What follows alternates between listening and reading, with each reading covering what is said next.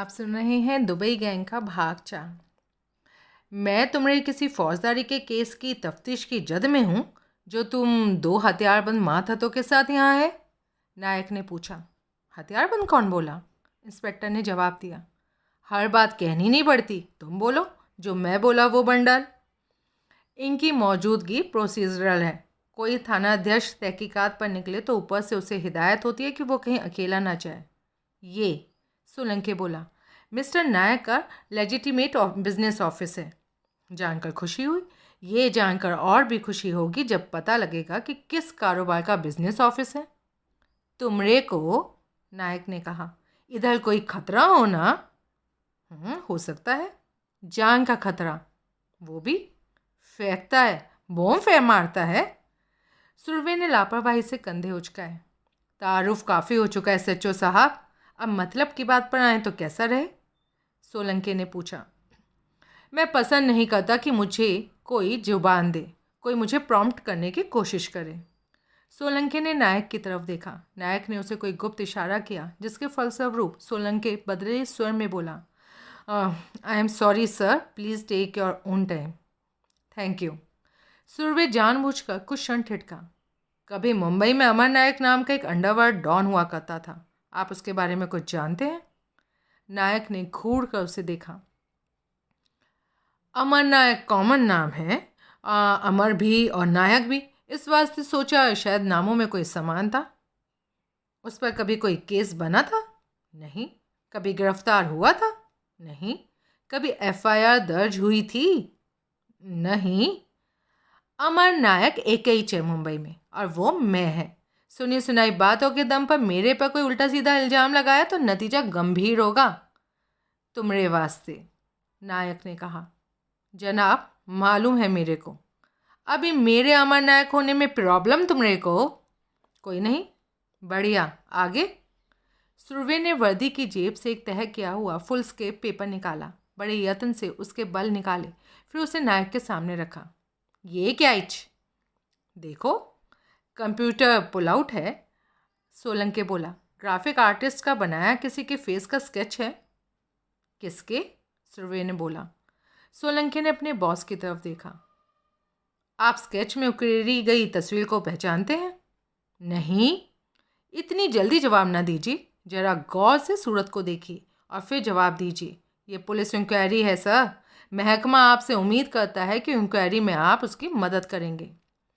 सुरवे एक क्षण ठिठका फिर बोला, एक नेक शहरी की तरह, जो कि कभी गिरफ्तार ना हुआ हो, जिस पर कोई केस दर्ज ना हो और कोई एफआईआर ना हो।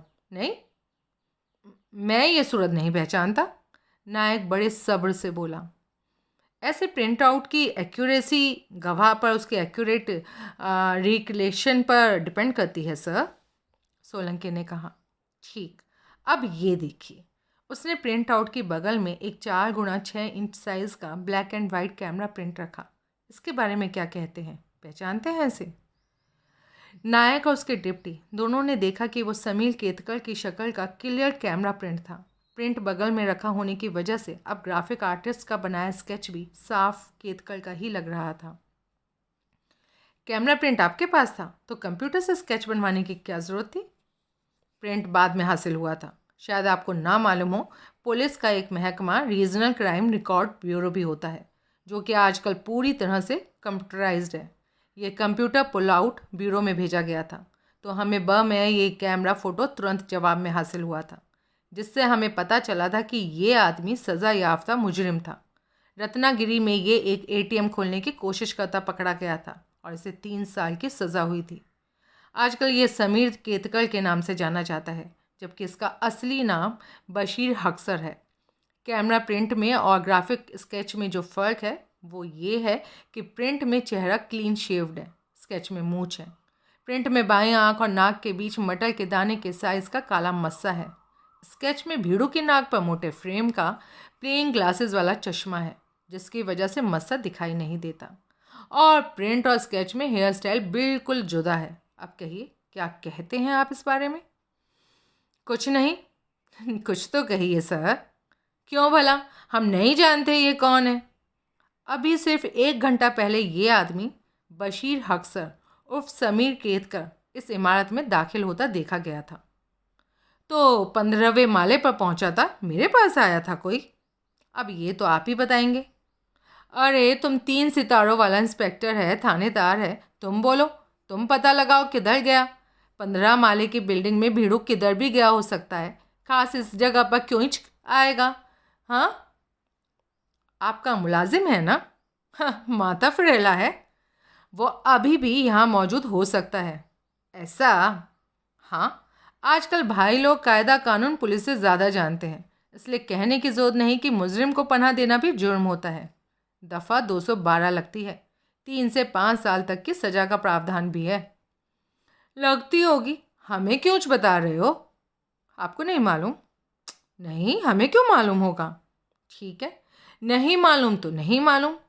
आपको और आपके डिप्टी के अलावा और कौन है यहाँ? एक नौकर है, तारानाथ, यहीं रहता है। घंटी बजी थी, उसी ने तो दरवाज़ा खोला था। सोलंके, बुलाओ उसको। बुलाने की ज़रूरत नहीं पड़ी, तारानाथ खुद ही आ गया। वो एक ट्रे उठाया था जिसमें 5 कप चाय और एक प्लेट बिस्किट थे। दोनों हवलदारों ने और सोलंके ने चाय लेने से इनकार कर दिया, तो तारानाथ ने इंस्पेक्टर को और नायक को चाय सर्व की। दोनों के बीच में बिस्किट की प्लेट रखी। तारानाथ, नायक बोला, ये मेरा निजी नौकर, इससे कुछ पूछना है तो पूछो, बेहिचक जवाब देगा। कुछ नहीं पूछना, खाली जानना था कि फ्लैट में और कौन था। तो जान लिया। जी हाँ, शुक्रिया। अब मेरे को पूछना। जी? मेरी तरफ देख, नायक तारानाथ की ओर घूमकर कर्कश स्वर में बोला। तारानाथ ने निसंकोच अपने एम्प्लॉय की तरफ सर उठाया।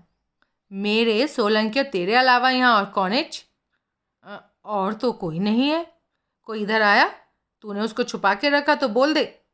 नहीं साहब, यहाँ तो कोई नहीं आया। पक्की करके बोलता। हाँ बाप, जो बोलता वो गलत निकला तो तेरा बहुत बुरा अंजाम होगा। गलत क्यों निकलेगा बाप? मेरे से सवाल करता। नहीं नहीं, मैं खाली बोला अंदर मेरे अलावा कोई नहीं। इंस्पेक्टर को बता। जी, अंदर मेरे अलावा कोई नहीं। तारानाथ इंस्पेक्टर की तरफ घूमकर बोला।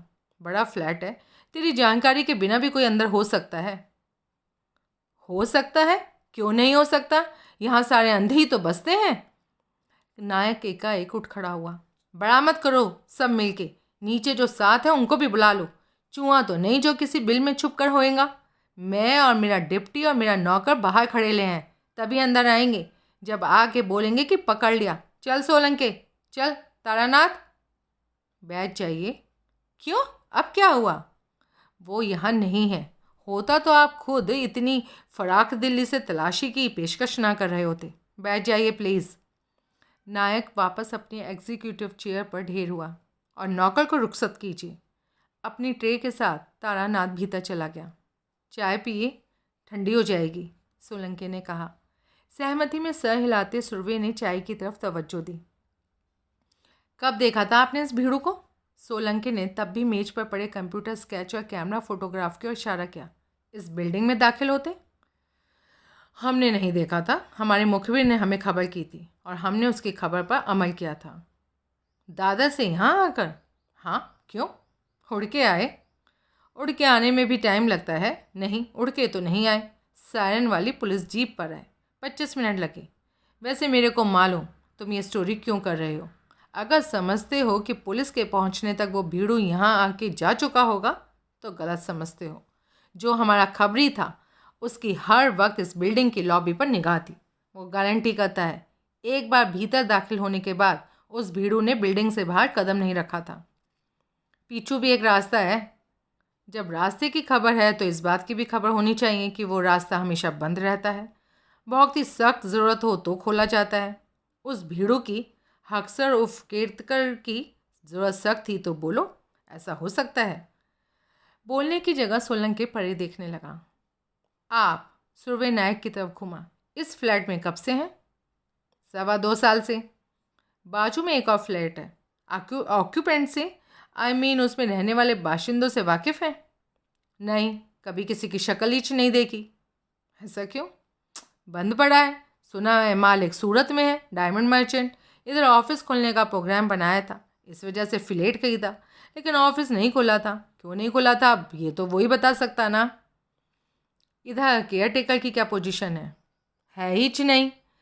मेरे जैसे 2-4 को छोड़कर सबके छोटे छोटे ऑफिस, सबने चपरासी रखे हुए हैं। ज़रूरत ही नहीं किसी को केयर टेकर की। छोटे छोटे ऑफिस क्यों? ये तो काफ़ी बड़ा फ्लैट है। 2 को जोड़ के 1 इंच किया। बाजू का फ्लैट भी ऐसे ही 2 को जोड़कर 1 कर लिया क्या? हाँ, मैंने ऐसा होता देखा था, इस वास्ते मालूम। यानी टॉप के माले के 2 फ्लैट ही बहुत बड़े हैं, बाकी हर एक माले पर 4 फ्लैट हैं। एक एक फ्लैट में घुस के तो नहीं देखा, पर सुना ऐसे ही है। ग्राउंड फ्लोर पर रोलिंग शटर देखे मैंने। क्या है वो? गोदाम है। किस सामान का? किसके कब्जे में? नायक ने सोलंकी की तरफ देखा। फर्नीचर का गोदाम है सर, हमारे कब्जे में है। तो आप लोग फर्नीचर के धंधे में हैं? नहीं, हम लोग केटरिंग के धंधे में हैं। साथ का धंधा एसोसिएटेड ट्रेड टेंट डेकोरेशन का भी है। और आपकी फर्म का नाम छत्रपति डेकोरेटर्स एंड केटरर्स? कैसे जाना आपने? यहाँ तो कोई बोर्ड नहीं लगाया, हमने तो शटर पर भी नहीं लिखा। मंगलवार दोपहर बाद यहाँ एक बड़े साइज़ का ट्रंक डिलीवर हुआ था। एग्जैक्ट साइज़ बोले तो 3.5 फुट गुणा 3 फुट गुणा 5-3 फुट। ट्रंक मुस्तफ़ा बाज़ार भाई खला के ख्याली ट्रंक हाउस से ख़रीदा गया था। ख़रीदार ने डिलीवरी के लिए यहाँ का पता लिख के दिया था और ख्याली ट्रंक हाउस की तरफ से एक टेम्पो वाले ने ट्रंक यहाँ डिलीवर किया था। यहाँ से मेरा मतलब है नीचे गोदाम में। नहीं हो सकता ऐसा, नायक तनिक आवेश में बोला। एक मिनट, खरीदार ने पता किसको लिख के दिया था? ट्रंक हाउस के मालिक को या टेम्पो वाले को? सोलंकी ने जल्दी से दखलंदाज किया। ट्रंक हाउस के मालिक को, नाम हाजी इंतखाब बेग ख्याली। ट्रंक हाउस के मालिक को नाम हाजी इंतखाब बेग ख्याली। एक क्षण के लिए सोलंकी की अपनी बॉस से निगाह मिली। तत्काल नायक ने ऐसे सर हिलाया जैसे निगाह का मर्म उसकी समझ में आ गया था। ट्रंक नीचे रिसीव किसने किया था? सोलंकी वापस इंस्पेक्टर की ओर घूमा। हुसैन ने, जिसने ऑर्डर दिया था। ट्रंक हाउस के मालिक हाजी बेग ख्याली को ट्रंक की पेमेंट की थी और डिलीवरी के लिए पता मुहैया कराया था। मालिक से ही कागज़ कलम लेकर उसने डिलीवरी का पता लिखा था और कागज़ छोटा सा, बोले तो पर्ची, मालिक के सुपुर्द कर दिया था। ये रही वो पर्ची। सुरवे ने पर्ची नायक के सामने मेज़ पर रखी। सोलंकी ने पर्ची उठाई, क्षण भर को नायक को दिखाई, फिर खुद उसका गंभीर मुआयना करने लगा। जो मैंने कहा, सुरवे बोला, उसमें ये बात भी जोड़ो कि ट्रंक हाउस के मालिक ने पुख्ता तस्दीक की है कि यही। सुरवे ने मेज पर पड़ी तस्वीर पर तर्जनी उंगली से दस्तक दी। वो भीड़ू था जिसने ट्रंक खरीदा था और उसे चर्च गेट के इस पते पर डिलीवर किए जाने का इंतज़ाम किया था। अब ये भी कहोगे कि टेम्पो वाला इधर ही डिलीवरी का गवाह है, वो डिलीवरी लेने वाले भीड़ों की शिनाख्त कर सकता है। नायक के स्वर में व्यंग का पुट आया। नहीं कहूँगा। क्यों? ऐसी कोई नौबत आने से पहले वो टेम्पो वाला रोड एक्सीडेंट का शिकार हो गया था और अपनी जान से हाथ धो बैठा था। कब? मंगलवार को, उसी दिन जिस दिन ट्रंक यहाँ डिलीवर हुआ था। बल्कि यूँ समझिए कि वो डिलीवरी आखिरी काम था और उसने अपनी मौत से बिल्कुल पहले करा था। ओहो, गवाह के बिना भी ये बात पूरी मजबूती के साथ स्थापित है कि ट्रंक का खरीदार समीर केतकर उर्फ बशीर हक्सर था और ट्रंक यहाँ डिलीवर हुआ था। ट्रंक यहाँ डिलीवर हुआ था तो फिर उस लाश का मुकाम भी इधर था जो उस ट्रंक में ढोई गई थी। आप कबूल करते हैं कि इधर एक कत्ल हुआ था और इतने बसे हुए इलाके में से लाश निकालने के लिए उस ट्रंक का इस्तेमाल हुआ था? माथा फिरेला है। मकतूल एक दूसरे गैंग का था, उससे आपकी कोई जाती अदावत थी? कौन दूसरा गैंग? बताइए आप। भाई मैं कैसे बताऊं, मैं भाईगिरी के कारोबार में तो हूँ नहीं। ओहो, यानी 900 चूहे खा के बिल्ली हज को चली? इंस्पेक्टर, माइंड योर लैंग्वेज, बीच में सोलंकी बोला। मेरी लैंग्वेज को कुछ नहीं हुआ है। कुछ हुआ है तो तुम्हारी इस वक्त की सोच समझ को हुआ है। लेकिन खैर, मैं बात को दूसरे सिरे से पकड़ता हूँ। तो जनाब, सुरवे नायक से संबोधित हुआ, आपका कहना है कि आप स्केच या प्रिंट वाले शख्स को नहीं पहचानते। ये आपका मुलाजिम नहीं, आप नहीं जानते ये कौन है, ठीक? एक ही बात बार बार बार बार बार बार। सॉरी, मैं नई बात करता हूँ। तो बाजू का फ्लैट किसी डायमंड मर्चेंट के पोजीशन में है और एक अरसे से बंद है। हाँ, मैं उस फ्लैट के भीतर निगाह डालना चाहता हूँ। ये मुमकिन नहीं। क्या जनाब, मैं पुलिस में हूँ। जब मैं कहता हूँ कि मैं उस फ्लैट को भीतर से देखना चाहता हूँ तो बनाऊंगा मैं ना उसे मुमकिन। क्या करोगे? सुरभि ने उत्तर नहीं दिया। वो अपने माथतों की ओर घूमा और अपने कठोर पुलिसिया मिजाज का इजहार करता बोला, नीचे से और आदमी बुलाओ, बाजू के फ्लैट के मेन डोर का ताला तोड़ना है। क्या? नायक बहुत चक्का सा बोला, आप क्यों हैरान हो रहे हैं सर? आपका क्या दखल है इसमें? तुम ऐसा नहीं कर सकते। कौन रोकेगा मुझे? ये गैर कानूनी है। हाँ, इस वक्त मैं ही कानून हूँ।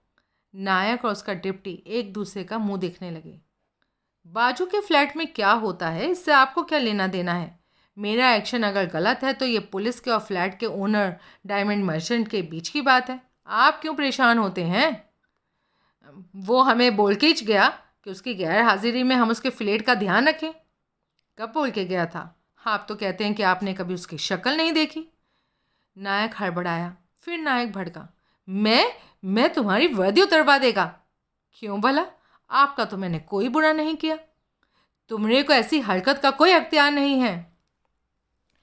सारे अख्तियार मवालियों के, गुंडे बदमाशों के, भाई लोगों के हिस्से में नहीं आते सर। मैं अख्तियार से बाहर कुछ करूँगा तो क्या होगा? नौकरी से निकाल दिया जाऊँगा। आपकी ज़बान में वर्दी उतर जाएगी मेरी। वांदा नहीं मेरे को। जब ऐसा होगा तो फिर इधर आ जाऊँगा और बोलूँगा। सुरभि का स्वर नाटकीय हुआ, बाप तुम्हारी शरण में आया, तुम्हारे कदमों में जगह मांगता मैं, देना जगह। ये क्या कह रहा है? सुरभि एकाएक उठ खड़ा हुआ। वो अपने माथतों की ओर घूमा और कड़क का बोला, अभी यहीं हो? क्या बोला मैं क्या करने का? बौखलाए से दोनों हवलदार बाहर की ओर लपके। ठहरो, अभी 1 मिनट रुको, सोलंकी बोला। हवलदारों ने सुरभि की तरफ देखा। सुरभि ने सर एक बार ऊपर नीचे हिलाया। दोनों हवलदार ठिठक कर खड़े हो गए। सोलंकी नीचे झुका। उसने अपने बॉस के कान में कुछ खुसर पुसर करी। नायक का सर सिर्फ एक बार इंकार में हिला, बाकी बार गर्दन ऊपर नीचे ही चली। इनको बाहर भेजा? आखिर नायक बोला, आपने हुक्म की तालीम के लिए नहीं, वैसे ही बाहर भेजा। क्यों? सुरभि बोला, अभी जानेगा ना। हर बात हर किसी के सुनने लायक तो नहीं होती ना, या होती है? अभी समझा? सुरभि ने माथतों को इशारा किया। दोनों खामोशी से बाहर निकल गए। बोलो, तू बोल, क्या मांगता? मैं क्या मांगता हूँ? समझा नहीं? समझता है सब, येड़ा बन के ना दिखा, पुलिस वाला है। तेरे को तो गुलदस्ते की सूंघ 1 मील से लगती हो ना। अच्छा, वो? हाँ, वो बोले तो समील केतकर उस फ्लैट में है। हाँ, अभी तो आप कह रहे थे कि आप स्केच और तस्वीर वाले शख्स को नहीं पहचानते। आप नहीं जानते वो कौन है। मैं तो ये भी कह रहा था कि मैं तेरी वर्दी उतरवा देगा। ठीक, कुछ गैर ज़रूरी बोल गया मैं। अभी बोलो तो फ्लैट किसी डायमंड मर्चेंट के नहीं, तुम्हारे पोजीशन में है। और कौन है वहाँ? मेरे बॉडीगार्ड्स हैं। अब वो बातें छोड़, अपने मतलब की बात पर आ। क्या मांगता? 50। माथा फिरेला है? कत्ल का मामला है जो नीचे तुम्हारे गोदाम में हुआ। नहीं पूछूंगा किसने किया, भले ही ट्रंक के खरीदार ने क्या हो, भले तुम्हारे अंडर में चलने वाले किसी गार्ड ने, किसी प्यादे ने क्या हो, और भले ही अंडर में चलाने वाले ने क्या हो। क्या? नायक ने जवाब नहीं दिया। एक बार मैं उसे गिरफ्तार करके ले गया ना तो उसे कबूलवाना मेरे लिए चुटकियों का काम होगा कि कत्ल उसने किया। उसने नहीं किया तो किसने किया? उससे भी आसान काम होगा कि उसके हैंड राइटिंग का नमूना हासिल करना और उसका मिलान यहाँ का पता लिखी इस चिट से करना जो उसने डिलीवरी की हिदायत के साथ ट्रंक हाउस के यहाँ छोड़ी थी। यूँ निर्विवाद रूप से साबित होगा कि ट्रंक का खरीदार केतकर था, डिलीवरी यहाँ रिसीव की गई थी, तो वो यकीनन आपका आदमी था। इस बात पर कोई शक हो तो बोलो। नायक ने अपने डिप्टी की तरफ देखा। ये मत बोलो इंस्पेक्टर साहब। सोलंकी अब संजीदगी से बोला कि कत्ल का कोई चश्मदीद गवाह नहीं है। आपके पास ये साबित करने का कोई जरिया नहीं कि कत्ल यहाँ हुआ, नीचे गोदाम में हुआ, या हम में से किसी ने किया। एक ट्रंक यहाँ डिलीवर हुआ, इतने से साबित नहीं हो जाता कि वो लाश ढोने के लिए इस्तेमाल किया गया था।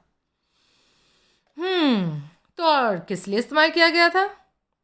सोच लेंगे कोई वजह, क्या जल्दी है? सोच ही लो, ऐसा काम जितनी जल्दी हो उतना ही अच्छा होता है, नहीं? सोलंकी ने जवाब नहीं दिया। उसने बेचैनी से पहलू बदला। जरा मिजाज में लाओ जो मैं कह रहा हूँ। सुरवे नायक की तरफ घूमा। और आप भी। एक ट्रंक यहाँ डिलीवर हुआ।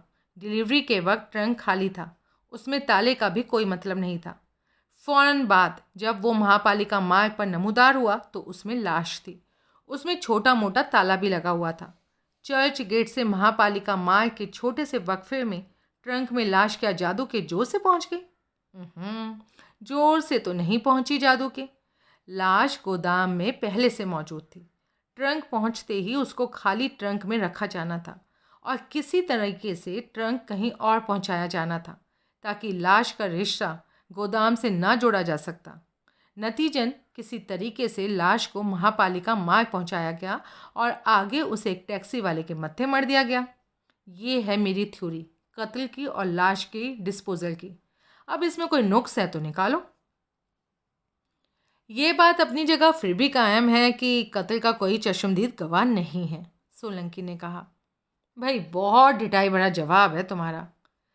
चेहरे पर अवज्ञा के भाव लिए सोलंकी खामोश रहा। ये बात दुरुस्त नहीं कि कत्ल का कोई चश्मदीद गवाह नहीं। ऐसे गवाह कई हो सकते हैं, लेकिन सब मालिक के हुक्म बरदार होंगे, इसलिए हरगिज़ ज़बान नहीं खोलेंगे। दुरुस्त बात यही है कि चश्मदीद गवाह है, बराबर है, लेकिन उसकी हमें खबर नहीं, वो हमारे काबू में नहीं। भाई लोगों, इसलिए गुलदस्ते का साइज़ 50 पेटी है, वरना एक खोखा होता। किसी कत्ल की कोई एफआईआर दर्ज नहीं हो जाएगी। दुनिया में इतना तन्हा कोई नहीं होता कि उसका कत्ल हो जाए और उसके लिए कोई रोने वाला ना हो, फरियाद करने वाला ना हो। क्या? सोलंकी खामोश रहा। फिर एफआईआर बैकडेट के केस में भी होती है। कत्ल के इस केस को तो अभी हफ्ता भी नहीं हुआ। 2 साल पहले के केस की भी अब एफआईआर दर्ज की जा सकती है। सोलंकी ने बॉस की तरफ देखा। 20, नायक ने कहा। 50, 25, 50, 27। बड़े खलीफा, गली में आए फेरी वाले से बटाटा नहीं खरीद रहे हो तुम? परेशान हाल नायक ने अपने डिप्टी को देखा। केस एक थाने से दूसरे थाने में भी ट्रांसफ़र होते हैं। इतना रसूख अभी हमारा है कि हम लोकल थाने के एसएचओ को तैयार कर लें कि वो केस को अपने थाने में ट्रांसफ़र किए जाने की पुरजोर डिमांड खड़ी करे। सोलंकी ने नया पैतरा बदला। अगर केस चर्च गेट थाने में ट्रांसफ़र हो गया तो बड़ा गुलदस्ता तुम्हारे लिए सपना होगा। लोकल एसएचओ से नायक साहब के बहुत अच्छे ताल्लुकात हैं। हमें यकीन है वो तुम्हारे जितना मुंह नहीं फाड़ेगा। आपका यकीन आपको मुबारक हो, लेकिन जब तक केस ट्रांसफ़र होगा तब तक ये एसएचओ बाजू के फ्लैट की ईंट से ईंट बजा चुका होगा। तब तक कई लोग गिरफ्तार हो चुके होंगे और आप लोगों को भी हिरासत में लिया जाएगा। मेरे को? नायक तड़पता सा बोला। मेरे को? पूछताछ के लिए आप इस बात से नहीं मुकर सकते कि बाजू के फ्लैट की ऑनरशिप की बात पर आपने इरादतन झूठ बोला। जब आप कबूल करेंगे कि उस फ्लैट के मालिक आप हैं और पुलिस वहां से केतकर को बरामद करेगी और उसे कबूलवा के दिखाएगी कि आपकी सरपरस्ती में उसने आपके नीचे के गोदाम से लाश मूव की थी, तो आपका अंजाम भी गंभीर ही होगा। धमकी दे रहा है? हाँ, लाश का पता नहीं चलेगा। देखेंगे, अभी देख मैं तुझको शूट करता है। नायक ने गन निकाल ली। करो। नायक ने अपना गन वाला हाथ ऊंचा किया। ओ नो नो नो, तत्काल सोलंकी बोला। सोलंकी ने जबरन अपने बॉस के हाथ से गन निकाल ली। 30? फिर बोला। हाँ बोले तो अभी हाजिर, 50 ही मांगता है तो कल इसी वक्त आना। मेरे पीठ फेरते ही तुम्हारा भीड़ू बगल के फ्लैट से गायब होगा और फिर ढूंढे नहीं मिलेगा। तो 30 कबूल करो, अभी नज़र करते हैं। तो कैसे हल होगा ये मसला? 30 साथ लेकर जाऊंगा और 20 का अपने थाने में इंतज़ार करूंगा। सोलंकी ने नायक की तरफ देखा। नायक ने हौले से सहमति में सर हिलाया। वेट करो, इंतज़ाम करते हैं। शुक्रिया। जीत सिंह ने इंस्पेक्टर को इमारत से बाहर निकलते देखा तो वो तुरंत उसकी तरफ लपका। उसकी तरफ तवज्जो दिए बिना सुरवे इमारत के बाहर ठिठका और एक सिपाही से मुखातिब हुआ। सिपाही का सर सादर ऊपर नीचे हिला। फिर उसने साहब के खाली हाथ में कुछ थमाया। सुरवे का हाथ क्षण भर को वर्दी की जेब में दाखिल हुआ, बाहर निकला। उसने फिर आगे कदम बढ़ाया तो जीत सिंह उसके करीब पहुंचा। साहब क्या हुआ? किसको क्या हुआ? सुरवे ने रूखे स्वर में बोला। साहब वो पकड़ा गया। कौन कौन पकड़ा गया? किसकी बातें कर रहा है? जीत सिंह हकबकाया सा उसका मुंह देखने लगा। अब कुछ बक तो सही। सर्वे झुंझलाया।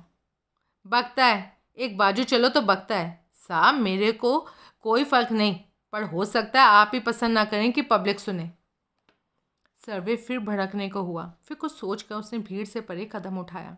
जीत सिंह उसके पीछे लपका। कुछ कदम बाद सुरवे ठिठका। बोल अब। साहब वो भीड़ू। जीत सिंह व्यग्र भाव से बोला। जिसकी मैं आपको खबर पहुंचाया, मेरा मंगलवार वाला पैसेंजर, जिसकी वजह से मेरी जान सूली पर टंगी है, जिसका नाम अब मेरे को मालूम कि समीर केतकर, उसका कुछ बोलो ना। वो भीतर नहीं था।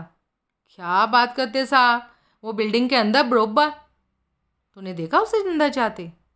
मैंने नहीं देखा, बाद में आया, पर मेरे ड्राइवर फ्रेंड गायलो ने देखा, अब्दी ने देखा, अयूब ने देखा। देखा तो समझो निकल गया और तुम लोगों को पता नहीं लगा। ये तो नहीं हो सकता साहब, हम सबकी आंख लॉबी पर, पलक ना झपकी, कैसे निकल गया? बकवास बंद कर साले, वरना इधर ही डंडा परेड करवा दूंगा। वो तो आप मालिक हो, करवाना, पर इतना तो बोलो भीतर क्या हुआ? कुछ नहीं हुआ, तमाम भाग दौड़ बेकार गई। अच्छा, अब दफ़ा हो, तेरे पास 2 दिन और हैं अपने पैसेंजर को तलाश करने के लिए। जो होता है कर ले, फिर मंगलवार को थाने में हाजिर हो जाना। साहब प्लीज़ करके पूछता भीतर क्या हुआ, टॉप फ्लोर के बड़े मवाली के फ्लैट में क्या हुआ? बहरा सुनता नहीं, मैं बोला ना भीतर कुछ नहीं हुआ, सारी मेहनत बेकार गई, तेरी टिप गलत थी। नहीं साहब ये नहीं हो सकता। फिर साले एक ही बात कितनी बार बोलेगा? कुछ तो भीतर बरोबर हुआ। क्या हुआ साले खजूर? साहब जब आप बिल्डिंग के अंदर गया था तो खाली हाथ था, अभी हाथ में एयरबैग थामे हो, ये कहाँ से आया? ऊपर कौन थमाया आपको एयरबैग? क्या जरूरत पड़ी आपको इसकी? जबान लड़ाता है। मैं फिर पूछता साहब बैग में क्या? साहब भारी जान पड़ता है, वजन से आपका कंधा झुके जा रहे अला। गोली मार दूंगा हरामजादे, सवाल करता है। आप नहीं बोलते साहब तो मैं बोले बैग में क्या है? क्या है? गुलदस्ता है, जिसको कबूल करके आपने मेरे पैसेंजर को जानबूझकर काबू में नहीं किया, जिसकी वजह से। ठहर जा मादर। उसने बैग बाएं हाथ में ट्रांसफ़र किया। उसने दाया हाथ उठाया। हाथ ना उठाना साहब, वरना पछताओगे। क्या बोला? पब्लिक देखता है, टैक्सी ड्राइवर भाई देखता है, वो खंबे पर लगा सीसीटीवी कैमरा देखता है। इतने गवाहों के सामने फौजदारी नहीं चलेगी, चलाओगे तो पछताओगे। धमकी देता है? पता नहीं क्या करता है। मैं अभी गला फाड़ कर चिल्लाने लगे कि साहब ने बड़े मवाली से रिश्वत खाई, साहब के बैग में ये टेम रिश्वत का लाखों रुपया, तो क्या जवाब देगा साहब? बैग खोल के पब्लिक को दिखाने की हिम्मत करेगा? सुरवे कुछ क्षणों से यूं घूरता रहा जैसे निगाहों से ही उसको भस्म कर देना चाहता हो। फिर एकाएक घूमा और पुलिस की नीली वैन और जीप के आगे खड़ी एक सफ़ेद आई-10 कार में सवार हुआ। वर्दी की जेब से चाबी निकालकर उसने इग्निशन ऑन किया। साहब साहब कल सुबह थाने पहुंच जाना, किसी करीबी को खबर करके, जो आके तेरी लाश क्लेम कर सके। ड्राइवर फ्रेंड्स, हाकिम धमकी देता है, बोलता है थाने में ही लाश गिरा देगा। हाकिम हैरान था कि कल तक का जो भीड़ू उसके सामने मिमिया रहा था, गिड़गिड़ा रहा था, कैसे वो अब कोई और ही मिजाज दिखा रहा था। पब्लिक में शेर है, देख लूँगा साले को। उसका प्रलाप सुनने को वो ना रुका। अगले ही क्षण कार ये जा वो जा। मौके पर मौजूद सारे पुलिसिया हड़बड़ी में वैन में और जीप में सवार हुए। फिर वो दोनों वाहन भी वहाँ से रवाना हो गए। निकल ले, यहाँ इधर ठहरना ठीक नहीं, बड़ा मवाली वार्ड लगा देगा, पुलिस भी कोई मदद नहीं करेगी। पुलिस का करप्ट किरदार अभी तो खुद देखा, चल निकल। गायलो उसके करीब आकर बोला। अभी अभी लपक कर करीब पहुँचता एक कैब ड्राइवर बोला। जीत सिंह उसे पहचानता था, उसका नाम किलम था। वो पहले भी एक बार उसके काम आ चुका था। उसके पीछे पीछे ही अयूब नाम का एक और कैब ड्राइवर था, जो कि किलम का खास था। उसने सवालिया निगाह आगे चलते किलम पर डाली। जीते, इंस्पेक्टर जब बिल्डिंग से बाहर निकला था तो उसने एक सिपाही से बात किया था। मैं करीब था, इस वास्ते मैं सुना वो सिपाही से क्या बोला। क्या? अयूब मेरे बाजू में था, इस वास्ते ये भी सुना इंस्पेक्टर क्या बोला। क्या बोला? बोला वो अपना पुलिस स्टेशन वापस नहीं जाना मांगता था, स्ट्रेट घर जाना मांगता था। और बोला लेट नाइट और अर्ली मॉर्निंग में उसका कार मांगता था, इस वास्ते उसको कार खुद ड्राइव करके घर जाने का था। मैं सिपाही को साहब को चाबी देता भी देखा, क्लियर करके। बोले तो बढ़िया, पर इसमें मेरा काम का क्या है? मेरे को कैसे मालूम होएगा? मैं तो जो सुना बोल दिया, सोचा शायद तेरे काम का होना। जीत सिंह ने घायलों की ओर देखा। घायलों ने अनजाने से कंधे उचकाए। थैंक यू बोलता किलम, मालूम होता हाकिम किधर रहता तो शायद। गांधीनगर, कांदीवली वेस्ट, दुर्गा मंदिर के बाजू में, नंबर नहीं मालूम। अयूब, तेरे को कैसे मालूम? एक टेम दादा वेस्ट थाने के करीब के टैक्सी स्टैंड का फ़ोन आया। एसएचओ साहब को टैक्सी मांगता था घर पहुंचने के वास्ते। मैं घर पहुंचा कर आया ना, गांधीनगर कांदीवली। जीत सिंह बाकी बात सुनने के लिए नहीं रुका। पुलिस के रुखसत हो जाने के बाद सोलंकी ने अपने बॉस को स्विफ्ट में 3 लाशों वाली बुरी खबर सुनाई। ये क्या हो रहा है?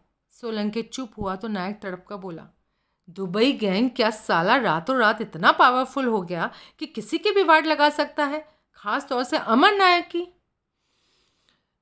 ये इत्तेफाक की बात नहीं है, किसी खास भाई की शय पर गीदड़ भी शेर हो गए हैं। तू दुबई के भाई का नाम लेगा तो गलती करेगा। इतने बड़े बड़े काम परदेश में बैठकर प्लान नहीं किए जाते। प्लान किए जाते हैं तो दुबई में बैठकर अमल में नहीं लाए जाते। डोलस कभी नाकाम नहीं हुआ था, हमेशा सारी प्लानिंग खुद करता था, और जब तक उसकी पूरी तसल्ली नहीं हो जाती थी प्लानिंग पर अमल नहीं करता था। इस बार कैसे खता खा गया वो? मेरे को खबर क्यों नहीं लगी कि नए बने दुबई गैंग में रत्नेश पाटिल की हैसियत इतनी पावरफुल हो गई थी कि शिकारी का शिकार कर सकता था। कुछ नया नहीं हुआ बॉस, मेरी खुफिया जानकारी कहती है कि पाटिल वैसा ही है जैसा हमेशा था। पहले भी आराम से इत्मीनान से अमर नायक के 3 भीड़ों ऑफ करता था और लाश उसके घर भिजवा देता था। सोलंकी अब बगले झांकने लगा। जवाब दे भाई। बॉस, अभी जवाब अंदाज़ों पर बेस्ड होगा। मैं शाम तक। अभी तक कुछ नहीं किया? कुछ तो किया, लेकिन वो नाकाफ़ी था। कुछ प्यादे लोअर परेल भेजे थे। जो मालूम पड़ा कि पाटिल के रियल एस्टेट ऑफिस को ताला लगा था। उस पर बोर्ड लगा था कि ऑफिस काफ़ी अर्सा बंद रहने वाला था। ऐसा पहले कभी नहीं हुआ था। पाटिल ऑफिस में हो या ना हो, ऑफिस खुलता था, लेकिन ये टाइम बंद है साला हमेशा के वास्ते, क्योंकि इतनी बड़ी वारदात करके उसको गायब होना मांगता था। अभी ये कंफर्म नहीं हुआ है कि जो किया उसने किया। खुद ना किया तो करवाया, पर अपनी सरपरस्ती और अपने कंट्रोल में। साला वारदात करके ऑफिस उजड़ा छोड़ के लंबा फूट लिया, और इससे साफ तो लगता है कि जो किया वही किया, फिर आराम से फूट लिया। ढूंढ लेंगे मालूम, पर उसमें टाइम लगेगा। मेरे को वेट नहीं करने का। मैं वेट करेगा तो दुश्मन समझेगा कि अमर नायक डर गया, पिलपिला गया, नहीं मांगता मेरे को। इस वास्ते हर किसी की उम्मीद से जल्दी कुछ होना ज़रूरी। अभी जो करेगा मैं खुद करेगा। खुद? कोई शक साला? कोई प्रॉब्लम? क्या? बड़ा गलाटा जो दुबई गैंग को उसकी औकात दिखा देगा। साला फिर भी कोई सबक नहीं लेगा तो करो या मरो वाला गलाटा। यलगार। सोलंकी ने झिझकते हुए बॉस की सूरत पर निगाह डाली तो उस पर उसने ऐसे भाव पाए जैसे अभी दुनिया फूंक देगा। कुछ क्षण उन दोनों के बीच मुकम्मल सन्नाटा व्याप्त रहा। तारानाथ को बोल, एक गिलास ठंडा पानी लाए। सोलंकी लपक के भीतर जाकर खुद पानी लाया। नायक ने 2 बार में गिलास खाली किया और फिर बोला, केतकर को बुला। पुलिस के हाय तौबा में उससे बात ही नहीं हो सकी। पूछा ही नहीं जा सका क्यों एकाएक तड़पता हुआ यहाँ आया था। जरा सुने क्या कहता है। सोलंकी खुद दूसरे फ्लैट में मौजूद अपनी सुनवाई का इंतज़ार करते समीर केतकर को बुलाकर लाया। भाले बर्छियाँ बरसाती निगाहों से नायक ने उसे देखा। केतकर अपने आप में सुकड़ कर रह गया। सारे फसाद की जड़ साला तू, अभी क्या करे मैं तेरा? नायक असहाय भाव से गर्दन हिलाता हुआ बोला, बॉस मैंने कुछ गलत नहीं किया, और इरादतन तो बिल्कुल नहीं किया। तेरे को 4 दिन का टाइम उस टैक्सी ड्राइवर को ढूंढ निकालने का, साला कुछ भी नहीं कर सका। बॉस किया नहीं तो अपने आप हुआ। साला 4 दिन खाली पीली वेस्ट किया। ये कुछ कह रहा है, सोलंकी ने बॉस को चेताया। नायक हड़बड़ाया। क्या कह रहा है? बोले तो मालूम कर लिया। वो ड्राइवर भिड़ू किधर घोनाच मांगता? केतकर ने कठिन भाव से इनकार में सर हिलाया। वो ड्राइवर भिड़ू, उसका नाम जीत सिंह, अभी भी टैक्सी चलाता है। थाने से टैक्सी छुड़ा ली क्या?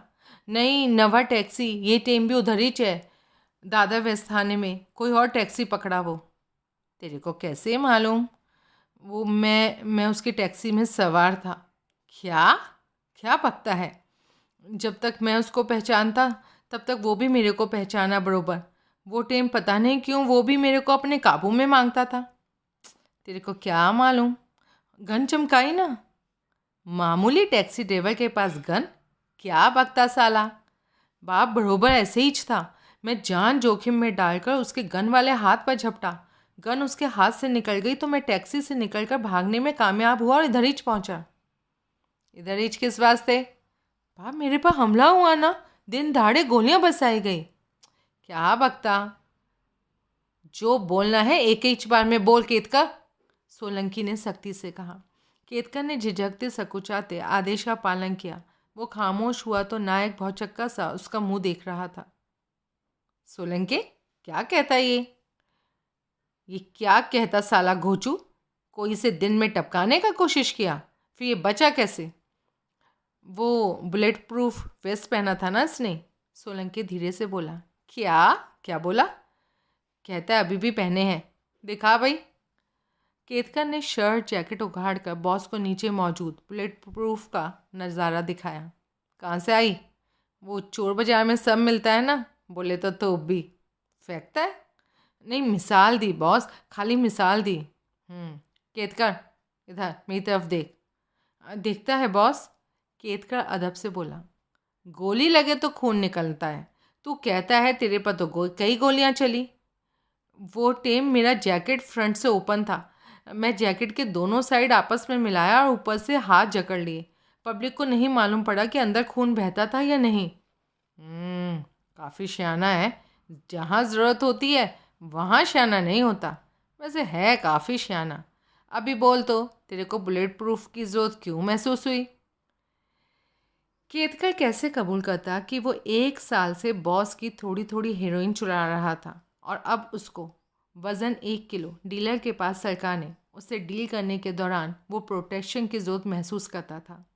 नायक से गुडविल बनाने के लिए डीलर ही उसे डबल क्रॉस कर सकता था और नायक के हवाले कर सकता था।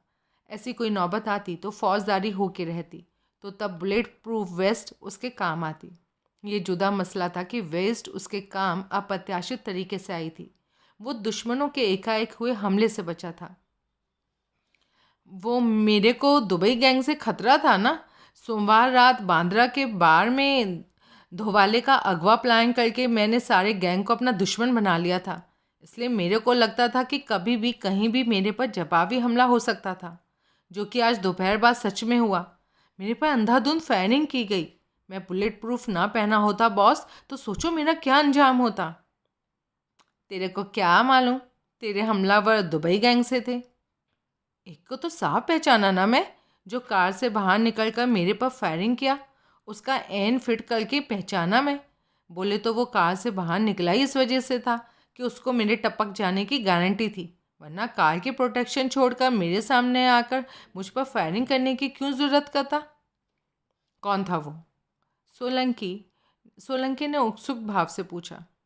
हरीश गावली, जो 2 भीड़ू कार में बैठे रहे थे, उनको भी मैंने औना पाना पहचाना था। मैं गारंटी नहीं करता, पर मेरे को पक्की कि वो 2 भीड़ू गावली के खास साथी पप्पू मलानी और कल्याण राजे थे। बॉस, ये वही तीनों भीड़ू थे जो सोमवार रात को बांद्रा के पास पेंड्रोज में धोवाले के साथ थे। उन्होंने, नायक भड़का, जो तेरे पर कातिलाना हमला किया वो हमला तेरे पर नहीं, अमन नायक पर था। अभी क्या करे अमन नायक, दुम दबाकर बैठ जाए? ऐसा ख्याल भी ना कीजिए बॉस, सोलंकी जल्दी से बोला। तो क्या करे मैं? बॉस, इस बाबत आपसे बेहतर कौन जानता है। ठीक, अभी बोले तो मेरे को ही कुछ करने का, करता है सब काम छोड़ के। नायक कुछ क्षण ठिठका, फिर बोला, अभी ये क्यों खड़ा ला इधर। इसका स्पीच फिनिश हुआ साला, पर बोले तो अभी मेरी बात ख़त्म नहीं हुई। केतकर, इधर मेरी तरफ देख और 1 सेकंड में जवाब दे। इधर क्यों छुपा के रखा कि तू जेली, कि तू रत्नागिरी से फरार मुजरिम, तेरा असली नाम बशीर हक सा। केतकर के चेहरे पर हवाइयाँ उड़ने लगी। तपाता है, पकाता है, गोली मार दूंगा साले टोपीबाज। वो मैं अपना सज़ा का पूरा टेम काट कर बाहर आया। मैंने जुर्म किया, मुझे सज़ा हो गई। अब बाहर आया तो मेरा हुकूमत का हिसाब बरोबर हो गया। नाम क्यों बदला? क्योंकि शहर बदला। इधर मेरे को कोई पुराना वाकिफ़ नाम से पहचान सकता था, तो मैं जेली सजा याफ्ता मुजरिम इस वास्ते। तो शक्ल भी बदल लेना था। हाँ, जोक मारा बॉस, मेरा मजाक उड़ाया, पर मेरे बस में होता तो शक्ल भी बदल लेता। आजकल तो बड़े मवालियों में थोपड़े पर नशा चलवाने का रिवाज है। बॉस, मैं किधर का बड़ा मवाली, मैं तो आपके अंडर में चलने वाला मामूली भिड़ूच हूँ। था, तेरे को मिला 4 दिन का टेम, जो तारीख बदलने पर फिनिश होगा। उसके बाद मेरा अंजाम बुरा होगा। क्या बुरा होगा सोचकर रूह कांपती है। पर बाप मेरे को 1 दिन का, खाली 1 दिन का टेम और मांगता है। जब 4 दिन में कुछ ना कर सका तो अब क्या कर लेगा। जब ड्राइवर जीत सिंह को अपने सामने पाकर तो कुछ नहीं कर सका तो अब क्या कर लेगा। कर लूँगा। कैसे? जादू के जोर से, एक ऐसी टिप के जोर से जो ये टीम खाली मेरी पकड़ में है। नायक ने अपनी डिप्टी की तरफ देखा। खुलासा कर। मेरे पास गोलियां चलने के बाद मैं जिस कैब में सवार था, जिसका ड्राइवर जीत सिंह था, मैंने उसका नंबर नोट किया। मेरे को मालूम कि जीत सिंह का अपना कैब अभी भी थाने में बंदा। अभी बोले तो जीत सिंह के कब्ज़े में या तो भाड़े का कैब या कोई उसका फ्रेंड ड्राइवर भीड़ू उसको अपना कैब चलाने को दिया, जो कि मेरे को पक्की कि वो तभी से चला रेला है जब से कि उसका कैब थाने में बंद हुआ। अब मेरे को खाली ये करने का कि कल आरटीओ में जाकर मालूम करने का कि इस कार नंबर का कैब किसके नाम होगा। आगे का काम मैं चुटकियों में करेगा बाप। बजा चुटकी। केतकर हड़बड़ाया। उसने यूं सोलंकी की तरफ देखा जैसे उसकी बात समझ ना पा रहा हूँ। मैं वेट करता है, बॉस वेट करता है। बाप, अगर वो कैब का मालिक मैं ट्रेस कर लिया तो जीत सिंह को भी ट्रेस करके रहूँगा ना, भले ही मेरे को किसी के पेट में स्ट्रेट घुमाना पड़े। 1 दिन में? हाँ बाप। ये चिल्लाक भेड़ू, नायक हमदर्दी से कोरे लहजे से बोला।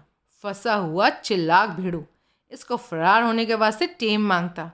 नहीं बाप, ये टेम मेरे को कामयाब होके दिखाना। मैं कल तक कुछ ज़रूर कर लूँगा, भले ही चाहे मुझे गोली ही ना खानी पड़े। निकम्मे नालायक, इतनी आसान मौत नहीं मिलती ऐसे भीड़ू को। गोली घोटी से लटकाया जाएगा। मेरे को मंजूर बाप, परसों सुबह गुड न्यूज़ के साथ आना। ना भी आए तो वांदा नहीं। क्या? पकड़ मंगवाएंगे? ओह, तू काम का भीड़ू, बीच में निकम्मा हो गया। अभी फिर काम का बन के दिखा, फिर देखना किसी की मजाल नहीं होगी तेरे को लुढ़काने की कोशिश करने की। जा। केतकर दोनों का अभिवादन करके रुखसत हुआ, पीछे वक्ती खामोशी छोड़कर। बॉस, मैं कुछ अर्ज करे? सोलंके, तेरे को इजाज़त की ज़रूरत कब से हो गई? बोल। आप ख्यालों में खोए थे, मेरे को डिस्टर्ब करना नहीं मांगता था। जो इंस्पेक्टर सुरवे अभी बोल के गया उससे साफ जाहिर है कि ट्रंक की डिलीवरी की बाबत केतकर ने झूठ बोला था। वो बोलता था कि ट्रंक की डिलीवरी में ट्रंक हाउस के मालिक का कोई दखल नहीं था। टेम्पो वाले की मार्फत डिलीवरी उसने खुद अरेंज की थी। उसने एक कागज़ के टुकड़े पर पता लिखा था और पते की वो स्लिप सीधे टेम्पो वाले को सौंपी थी।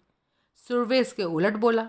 आपने सुना ही कि वो बोला कि पते वाली स्लिप केतकर ने ट्रंक हाउस के मालिक हाजी बेग ख्याली को सौंपी थी। बॉस, हमें सुनना चाहिए था कि इस बारे में केतकर क्या कहता था, क्या कवर अप पेश करता था।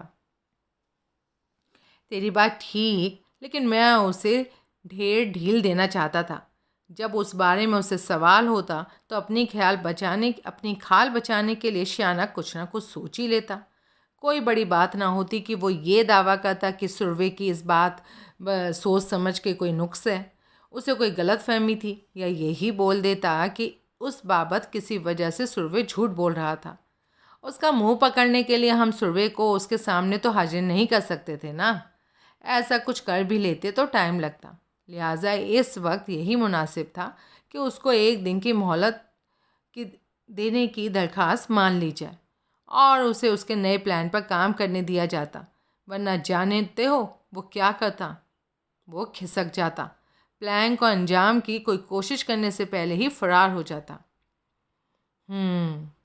उसका झूठ उसके मुंह पर हम एक दिन बाद भी मार सकते हैं। जीत सिंह के कब्जे में मौजूद टैक्सी के बारे में जो कुछ उसने बोला उसमें दम तो है। क्या पता अब वो जीत सिंह को ट्रेस करने में कामयाब हो ही जाए और फ़ौरन उसके विकेट लेने की ज़रूरत भी उसकी अकल में ही आ जाए। अगर वो ऐसा कर पाया तो सब माफ़ होगा। ट्रंक की डिलीवरी के बारे में बोला झूठ भी क्या? सोलंकी ने सहमति में गर्दन हिलाई। इसकी हर टेम निगाह बीनी का इंतज़ाम कर। मैंने इससे ताल्लुक़ रखता हर पहलू उजागर कर दिया है, लेकिन कोई मेरे दिल से पूछे तो मेरे को यही बोलने का कि मेरे को इसका कोई भरोसा नहीं।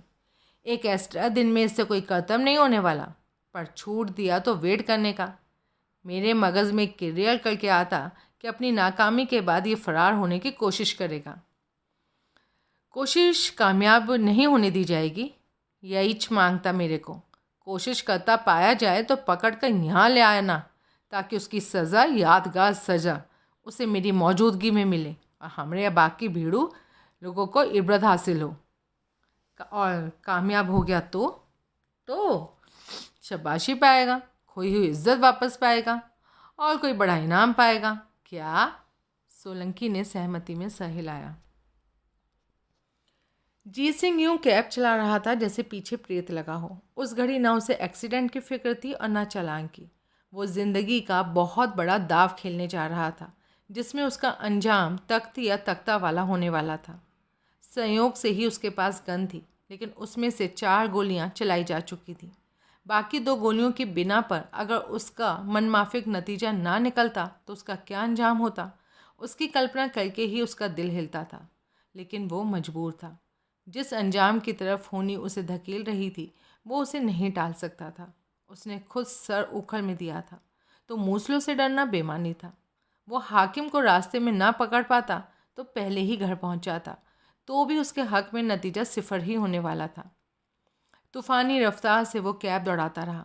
गोरेगांव के करीब उसे वो I-10 दिखाई दी, जिसकी नंबर प्लेट पर मुंबई पुलिस लिखा था। कार उस वक्त कदरन उजाड़ स्ट्रेच पर दौड़ रही थी और इसलिए उसकी रफ्तार भी कम थी। बार बार ईश्वर को याद करते उसने गन निकालकर हाथ में ली और कैब को कार के ज़्यादा से ज़्यादा करीब ले जाने की कोशिश करने लगा। उसकी उस कोशिश को सुरवे ने सहजी ओवरटेकिंग की कोशिश समझा। उसने कार को और बाएं कर लिया और रफ्तार भी कम कर ली। कैब कार के ऐन पीछे पहुंची। ईश्वर को याद करता जीत सिंह ने फायर किया।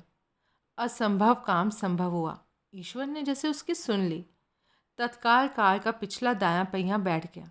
कार बुरी तरह से डगमगाई। ब्रेकों की तीखी चरचराहट की आवाज़ वातावरण में गूंजी। बड़ी मुश्किल से कार ड्राइवर के काबू में आई, फिर वो गति शून्य हुई। सुरवे उसमें से बाहर निकलता और पीछे जाकर दाएं पहिए का मुआयना करने लगा।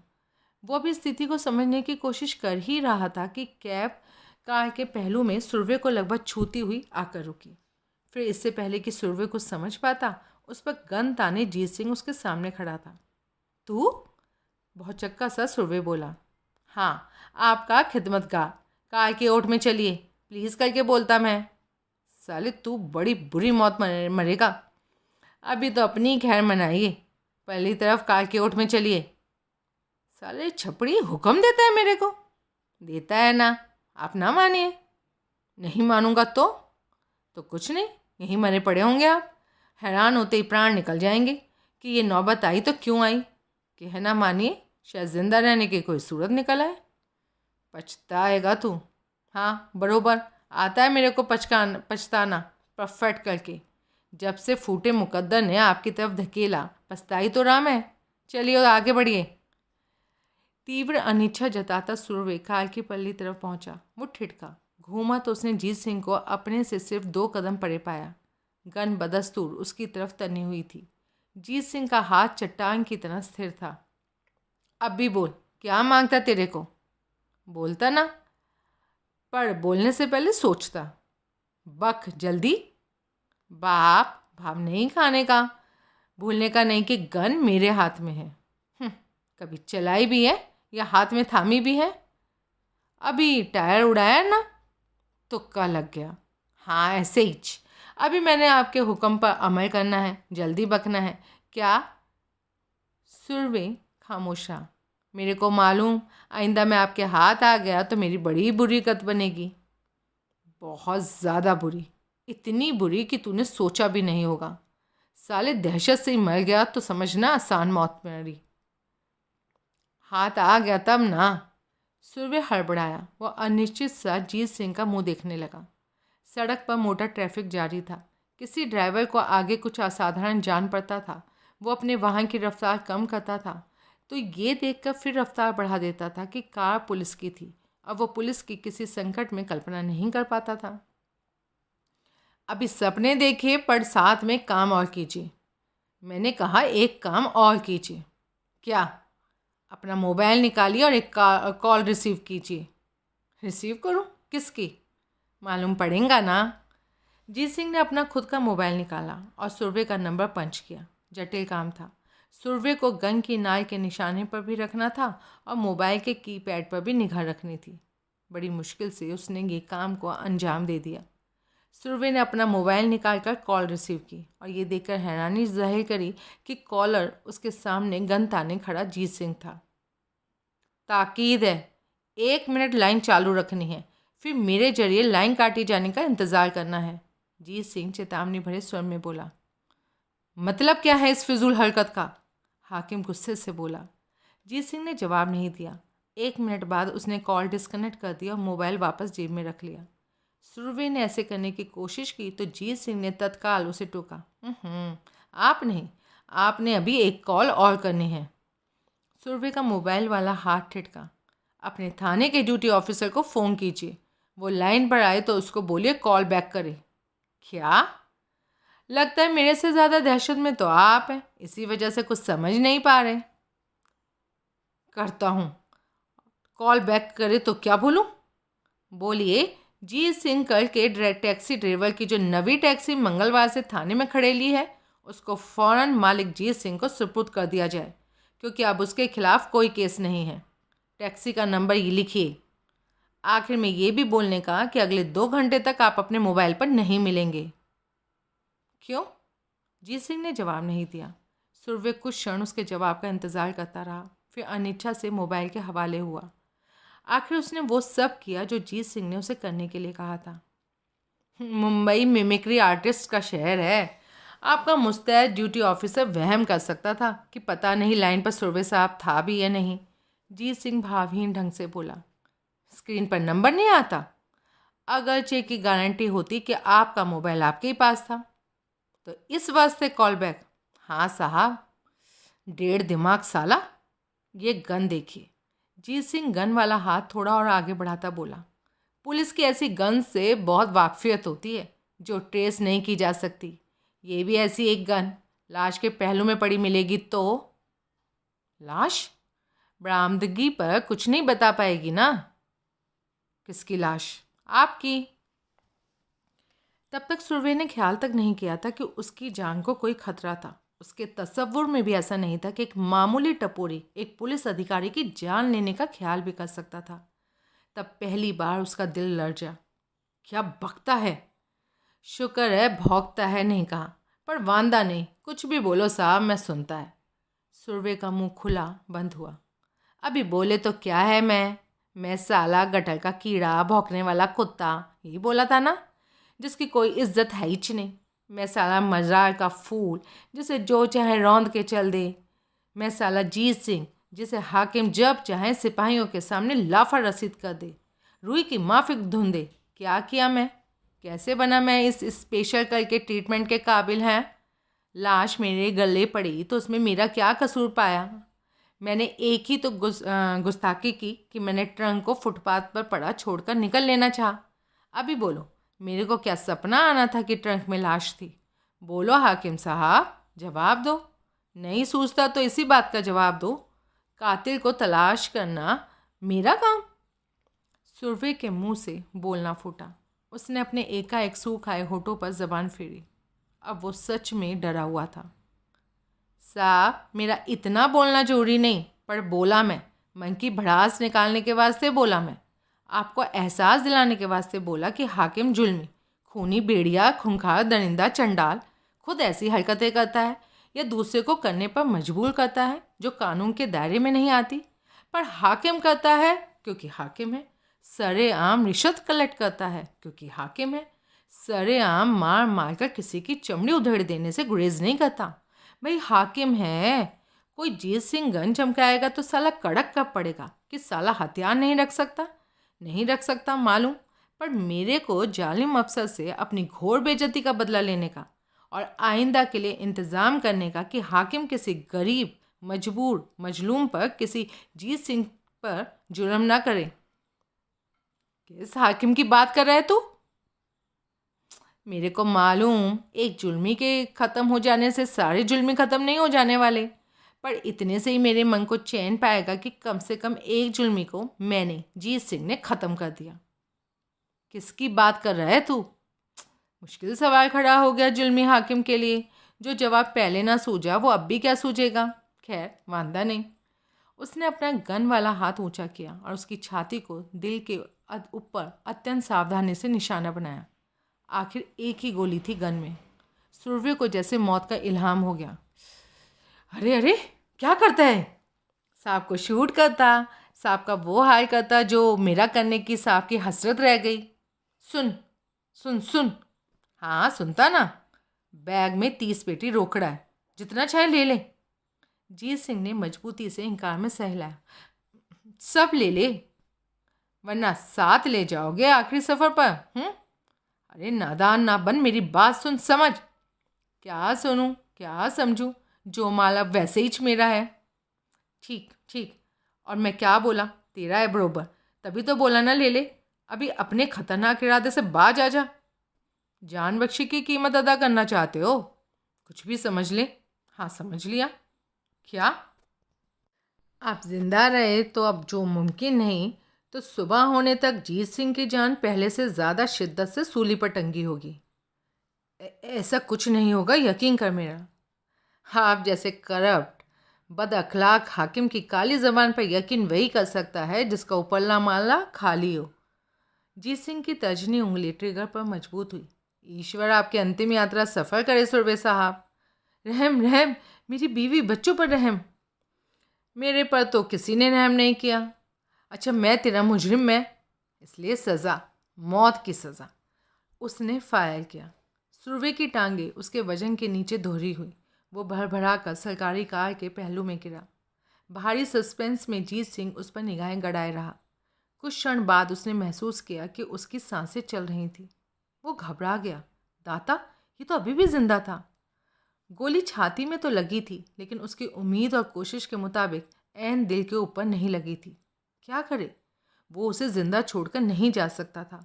पीछे वो जिंदा बच जाता किसी करिश्माई तरीके से, या एकाएक हासिल किसी की मदद से, तो अपने हौलनाक अंजाम के ख्याल से ही उसका जिस्म पत्ते की तरह कांपा। कुछ तो करना ही होगा।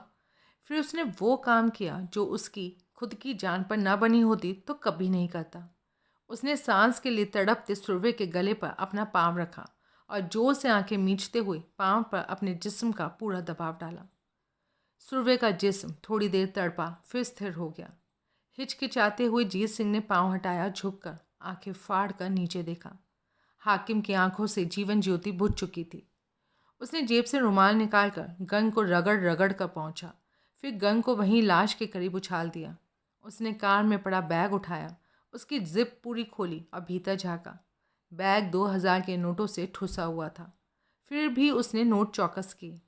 15 गड्डियाँ, 30 पेटी, बड़े मवाली का माल जो करप्ट पुलिसिए के हाथ से गुजरता अब उसके सामने था। पीछे छोड़ने का तो एक ही मतलब होता, आखिर जब पुलिस वाले वहां पहुंचते तो इस बात की किसी को भनक न लगने देते कि वारदात के वक्त साहब की कार में 2000 के नोटों से भरा बैग था। सब माल को आपस में बांट लेते।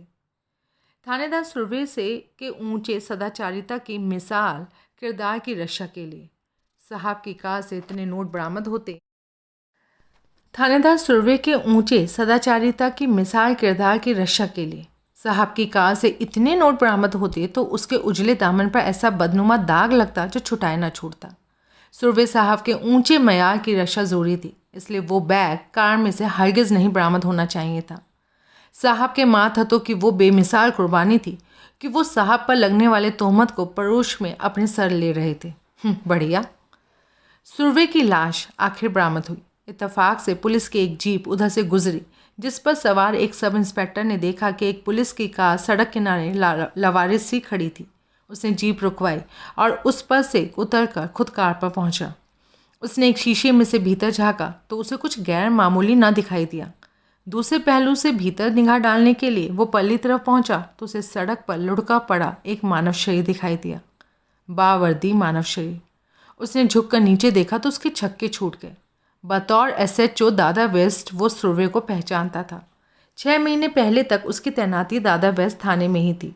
इंस्पेक्टर साहब की छाती में गोली लगी थी तो जाहिरा तौर पर उनकी मौत की वजह बनी थी। खबर ऊपर पहुंची तो सारे पुलिस के महकमे में हड़कंप मच गया। फौरन फॉरेंसिक टीम के साथ उच्चाधिकारी वहां पहुंचे। कार के एक पिछले टायर में लगी गोली ने अपनी कहानी खुद कही कि एसएचओ की कार को जबरन रुकवाने के लिए उसके टायर को गोली का निशाना बनाया गया था। वो बड़ा वाकया था, इसलिए मीडिया से छुपाकर न रखा जा सका। अब थानाध्यक्ष सदाशिव राजाराम सुरभि के कत्ल की खबर कल के अखबारों के मुख्य पृष्ठ पर दिखाई देना लाजमी था। जीत सिंह दादा वेस्ट थाने पहुंचा। उसे कई क्षण अनिश्चित सा वो टैक्सी में ही बैठा रहा। उसके पास 30 लाख के नोटों से भरा बैग था, जिसे ना वो पीछे लावारिस टैक्सी में छोड़ सकता था और ना भीतर थाने में ले जा सकता था। दादर थाने का ही अमला दबिश के लिए अपने एसएचओ के साथ गया था, इसलिए नहीं हो सकता था कि कोई पुलिसिया उस बैग को ना पहचान लेता जो उसने अभी थोड़ी देर पहले चर्च गेट पर एसएचओ साहब के हाथ में देखा था। ड्यूटी ऑफिसर के पास फ़ौरन पहुंचना ज़रूरी था। देर करने पर कुछ भी हो सकता था। उसने बैग को कैब में ही छोड़ने का फैसला किया। उसने उसे कैब की दोनों सीटों के बीच फर्श पर डाला। कार के चारों दरवाजे चेक किए कि वो मजबूती से बंद थे और धड़कते दिल के साथ थाने के परिसर में दाखिल हुआ। ड्यूटी ऑफिसर एक नया भर्ती हुआ युवा सब इंस्पेक्टर था। उसने सिर्फ जीत सिंह का ड्राइविंग लाइसेंस देखा, उससे सुपुर्दगी का एक नोट साइन कराया, बोला जा। जीत सिंह की तमाम दहशत हवा हो गई, दिल बाग बाग हो गया। उसने हाथ जोड़कर दोहरा होकर उसका शुक्रिया अदा किया और बाहर पार्किंग में पहुंचा, जहां की उसकी नवी टैक्सी खड़ी थी। उसने चाबी इग्निशन में ही मौजूद पाई। उसने इग्निशन ऑन किया तो इंजन ना खड़का। फ्यूल मीटर पर निगाह डाली तो इंडिकेटर को 0 पोजीशन पर पाया। एक लंबी टहनी तलाश करके उसे पेट्रोल की टंकी में डालकर देखा तो पाया टंकी में पेट्रोल की एक बूंद भी नहीं थी। अब उसे नई फिक्र सताने लगी। उसने कैब का हुड उठाया तो देखकर उसकी जान में जान आई कि भीतर बैटरी मौजूद थी, जबकि कोई बड़ी बात ना होती कि अगरचे कि उसे नई बैटरी की जगह ईंट रखी मिली होती या चारों पहिए गायब मिलते। लेकिन माइलेज मीटर बताता था कि कैब मंगलवार के बाद से तब तक 1000 किलोमीटर चली थी। पेट्रोल पुलिसियों ने डलवाया? नामुमकिन। तो और भी तो गाड़ियाँ किसी न किसी वजह से थाने लाई जाती थी। किसी में से भी पेट्रोल निकाल लेना क्या मुश्किल काम था, बावजूद फ्यूल टैंक के लॉक के। उसकी अपने कब्जे में मौजूद शमसी की कैब में बिस्लरी की आधी भरी बोतल मौजूद थी। उसने उस बोतल को खाली किया और करीबी पेट्रोल पंप से उसमें पेट्रोल लाया तो तब नवी कैब चलने के काबिल हुई। शम्स की कैब से उसने बैग वापस काबू में किया। अपनी नवी कैब में सवार होकर मार्केट पहुंचा, जो अभी तक खुली थी, और वहां से बैग से थोड़ा बड़ा एक सूटकेस खरीदा। नई कैब में बैठकर उसने बैग बंद किया, मजबूती से सूटकेस को लॉक किया और दादर रेलवे स्टेशन पहुंचा। उसे पहले से मालूम था कि वहां क्लॉक रूम सर्विस 24 घंटे उपलब्ध थी। बड़ी सहूलियत से उसने बैग को क्लॉक रूम में जमा करवाया और रसीद हासिल की। अपनी नई कैब उसने स्टेशन की पार्किंग में छोड़ी, पैदल वापस थाने लौटा और शमसी की कैब में सवार होकर वहां से रुखसत हुआ। अब गाइलो की सलाह पर अमल करने का टाइम आ गया था कि उसे कुछ अरसा जम्बूवाड़ी चाल की अपनी खोली से दूर रहना चाहिए था। जीत सिंह का नया मुकाम धारावी के एक छोटे से होटल में था जिससे वो पहले से परिचित था। एक मर्तबा वो, गाइलो और मिश्री तीनों वहाँ ठहरे थे। होटल धारावी में उसके लक्ष्मी बाग नाम के इलाके में था और उसके मैनेजर उनके साझे दोस्त डेविड परदेसी का परिचित था। रविवार 12 दिसंबर। अगले रोज़ पुलिस के महकमे में बहुत हलचल थी। क्यों ना होती, आखिर एक 3 सितारा पुलिस ऑफिसर के कत्ल का मामला था। एक थाना अध्यक्ष के कत्ल का मामला था। थाना अध्यक्ष की पिछली शाम की मूवमेंट की पड़ताल हुई तो मालूम हुआ कि सुरवे साहब दल बल के साथ चर्च गेट की एक 15 मंजिला इमारत पर दबिश के लिए गए थे। 15 मंजिला इमारत में कहाँ, मालूम नहीं। सुरवे साहब भीतर अकेले गए थे। उच्चाधिकारी इस बात पर हैरान होकर दिखाने के अलावा और कुछ ना कर सके। सुरवे साहब उस इमारत में अकेले क्यों गए, कहाँ गए, इस बात का उन्हें कोई जवाब हासिल ना हो सका। किसी ने दबी जबान में कहा कि 2 हवलदार साथ थे। उनसे सवाल हुआ तो उन्होंने मासूमियत भरा जवाब दिया कि वो लॉबी तक ही सुरवे साहब के साथ थे। उसके बाद उन्हें वहीं ठहरने का आदेश देकर सुरवे साहब लिफ्ट से सवार हो गए थे। कौन सी मंजिल पर जाने के लिए, मालूम नहीं। हमने लिफ्ट के इंडिकेटर की तरफ ध्यान ही नहीं दिया था। जब आगे साथ नहीं ले जाना था तो लॉबी तक भी क्यों लेके गए थे। रास्ते में ख्याल बदल गया तो उन्हें बाहर सड़क पर मौजूद पुलिस दल में वापस जाने को क्यों नहीं बोला, मालूम नहीं। हमें कैसे मालूम होता कि साहब के मन में क्या था। हम तो आज्ञा का पालन कर रहे थे जो कि हमसे अपेक्षित था। ये बात पुलिस के महकमे से छुपी नहीं थी कि चर्च गेट की उस इमारत की 15वीं मंजिल पर नामी भाई अमर नायक का मुकाम था। वहाँ पूछताछ की गई तो अमर नायक ने खुद जवाब दिया कि पिछली शाम कोई पुलिस वाला वहाँ नहीं आया था। किस लिए आता, किसी इवेंट के लिए इंटीरियर डेकोरेटर बुक करने के लिए, जो कि नायक था। सुरवे के साथ आए 2 हवलदार ही थे कि तस्दीक कर सकते थे कि 15 मंजिला बिल्डिंग में सुरवे का फोकस कहाँ था। उन्होंने ऐसा कुछ नहीं किया क्योंकि पिछले रोज़ देर रात उनके घर पर गुलदस्ता पहुँच गया था। वो इतवार का दिन था जबकि इमारत के तकरीबन ऑफिस बंद थे। अमर नायक इसलिए वहाँ था क्योंकि उसने अपना ताज़ा तरीन दुश्मनों के खिलाफ एक जंग प्लान करनी थी और उसे खुद अपनी सदारत में अमल में लाना था। बहरहाल चंद खुले फ्लैट से पूछताछ की गई जिसका नतीजा 0 निकला। अब वहाँ व्यापक पूछताछ सोमवार को ही हो सकती थी। पुलिस का मामला था, इसलिए थाना अध्यक्ष सुरवे का पोस्टमार्टम बिना हील हुज्जत न सिर्फ इतवार के दिन हुआ, दोपहर से पहले तक मुकम्मल भी हो गया और संबंधित अधिकारियों तक उसकी रिपोर्ट भी पहुंच गई। ऐसे संबंधित अधिकारियों में से एक उस जोन का भोसले नाम का डीसीपी था जिसमें दादा वैस थाना आता था। उसने खुद पूरी तवज्जो के साथ पोस्टमार्टम रिपोर्ट पढ़ी। वो ये पढ़कर बहुत हैरान हुआ कि रिपोर्ट में मृत्यु का कारण छाती में गोली लगी नहीं दर्ज था, दम घुटने से हुई मौत दर्ज था। रिपोर्ट पर संजीदा गौर करने के बाद उसने अपने एसीपी को तलब किया जो कि पारेख नाम का गुजराती था और उसके सामने पोस्टमार्टम रिपोर्ट रखी। एसीपी ने रिपोर्ट पढ़ी, फिर उस पर से सर उठाया। क्या कहते हो? I want your considered opinion. Report कहती है कि सुरवे को शूट पहले किया गया, फिर उसका गला दबाया गया। ऐसा क्यों कर हुआ? सर, गोली छाती में लगी बताई जाती है।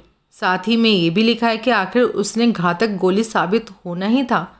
गोली छाती में दिल के ऊपर लगी होती तो तत्काल मृत्यु का कारण बनती। दिल से परे लगी थी तो आखिर तो घातक सिद्ध होती ही। It was only a matter of time sir. यानी गला भी ना भी दबाया जाता तो भी मौत निश्चित थी। हाँ जी, पोस्टमार्टम में तो इसी बात का जिक्र है।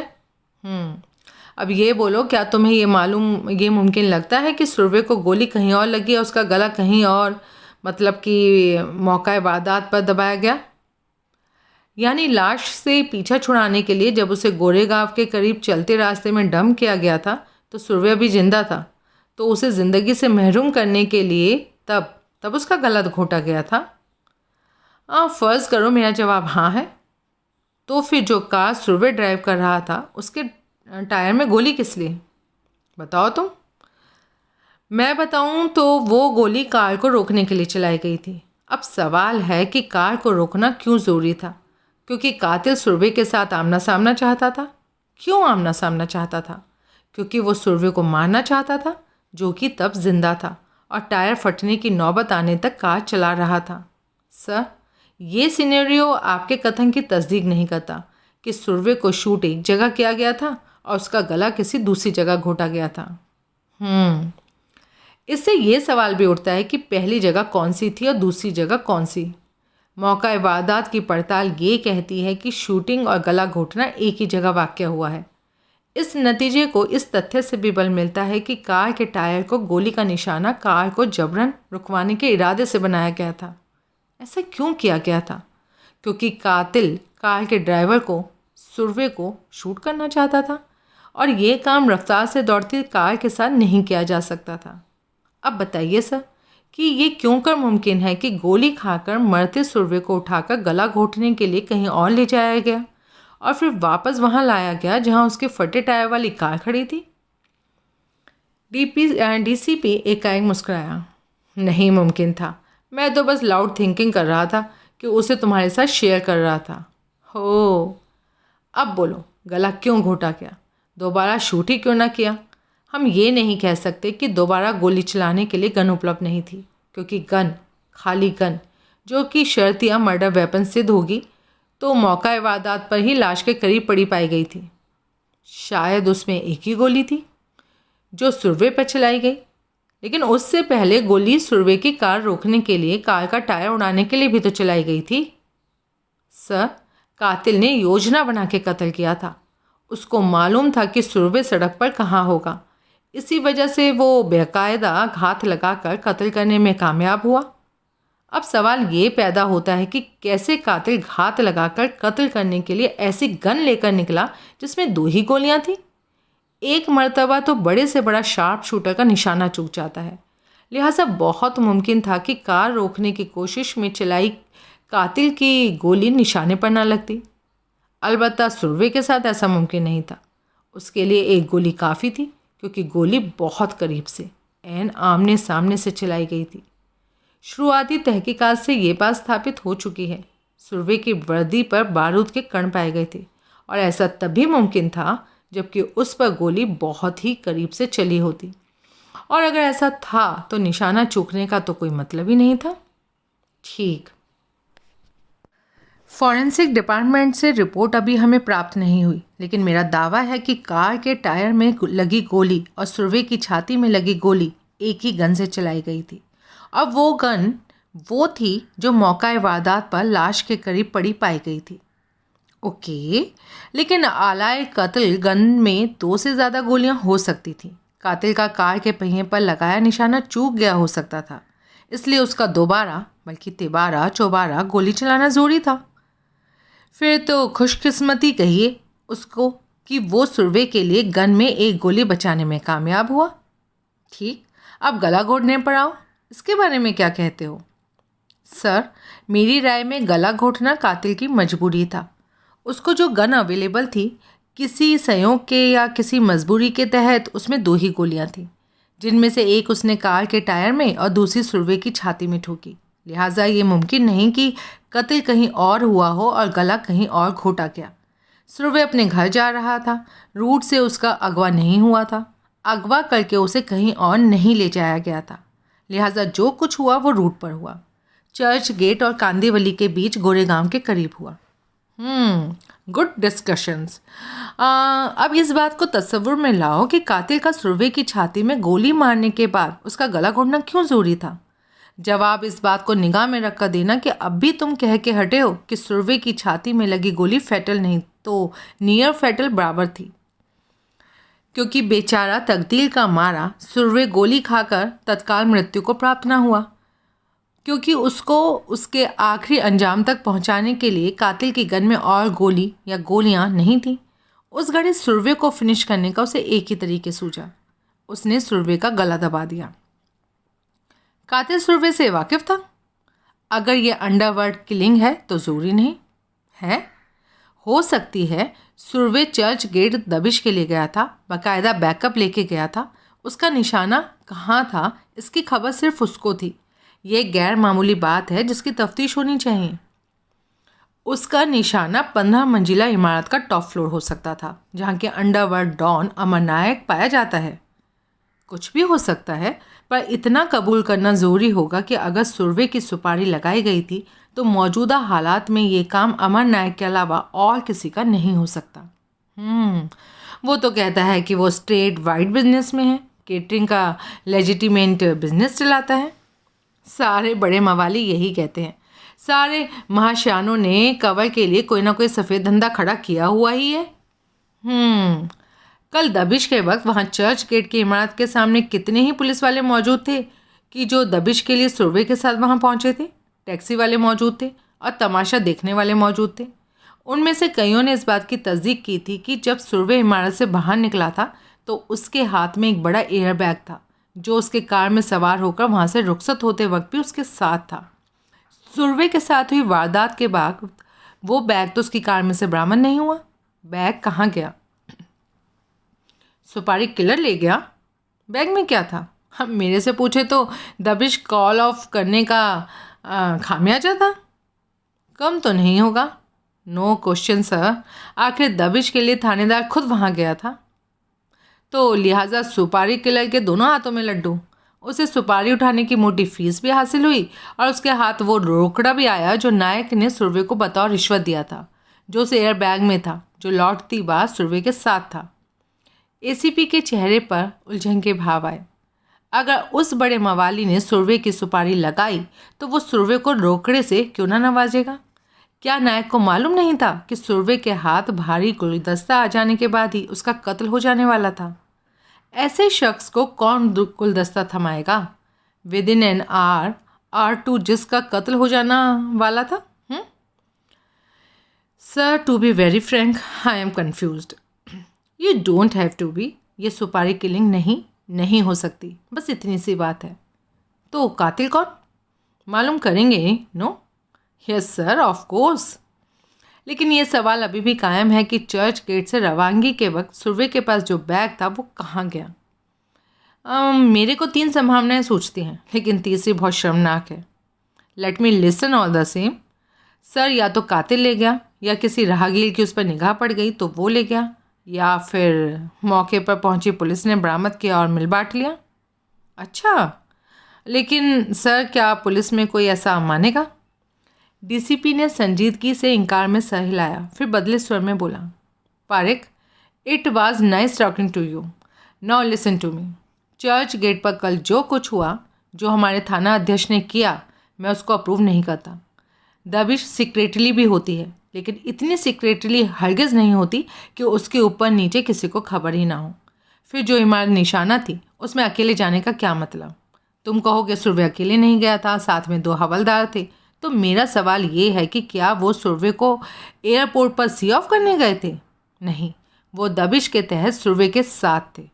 ओके, तो फिर ऑल द वे साथ क्यों नहीं थे?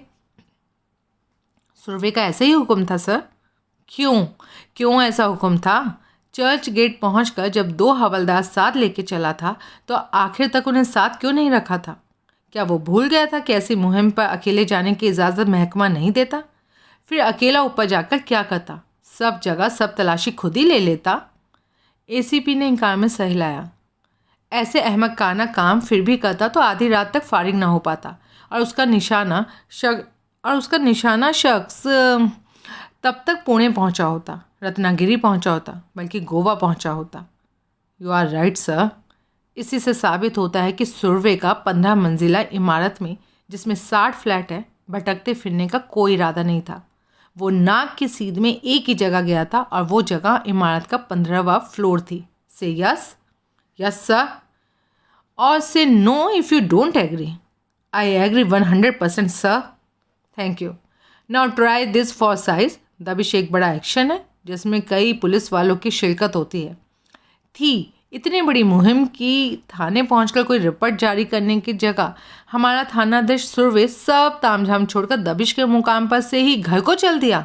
ये क्या कोई इतने जिम्मेदार पुलिस अधिकारी से कोई उम्मीद कर सकता है? एसीपी का सर बेहिचक इनकार में हिला। बहुत बातों पर सवालिया निशान है, बहुत जगह बड़े झोल हैं। मुझे सबसे ज़्यादा वो 2 हवलदार खटक रहे हैं जो कहते हैं कि वो बिल्डिंग की लॉबी तक ही सुरवे के साथ थे। वो मिजाज दिखाएं या पूछताछ को हल्के से लें तो मुझे खबर करो। मैं विद इमीडिएट इफ़ेक्ट उन्हें सस्पेंड करूँगा और ख़ुद उनसे जवाब तलबी करूँगा। तब देखेंगे कि वो क्या मिजाज दिखाते हैं। नो?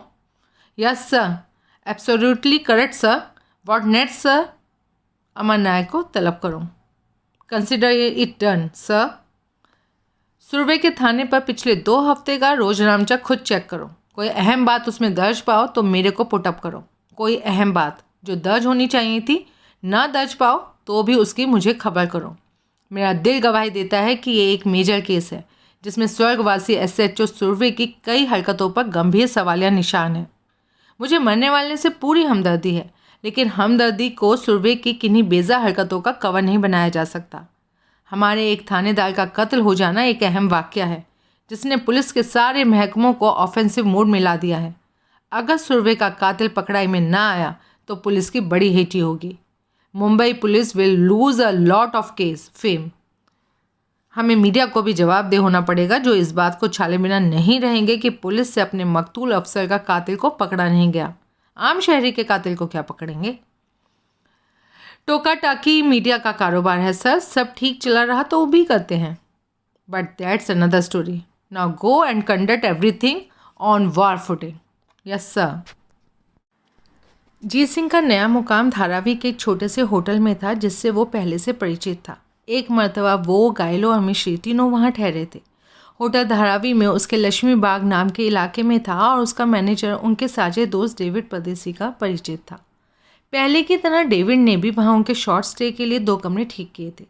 गायलो ने कहा था कि एक से ही काम चल सकता था, लेकिन जीत सिंह ने ये कहकर उसे चुप करा दिया कि जितने पैसे उसके कब्जे में थे उसके सदके वो चाहता तो बांद्रा या जूहू के किसी 5 स्टार होटल में ठहर सकता था.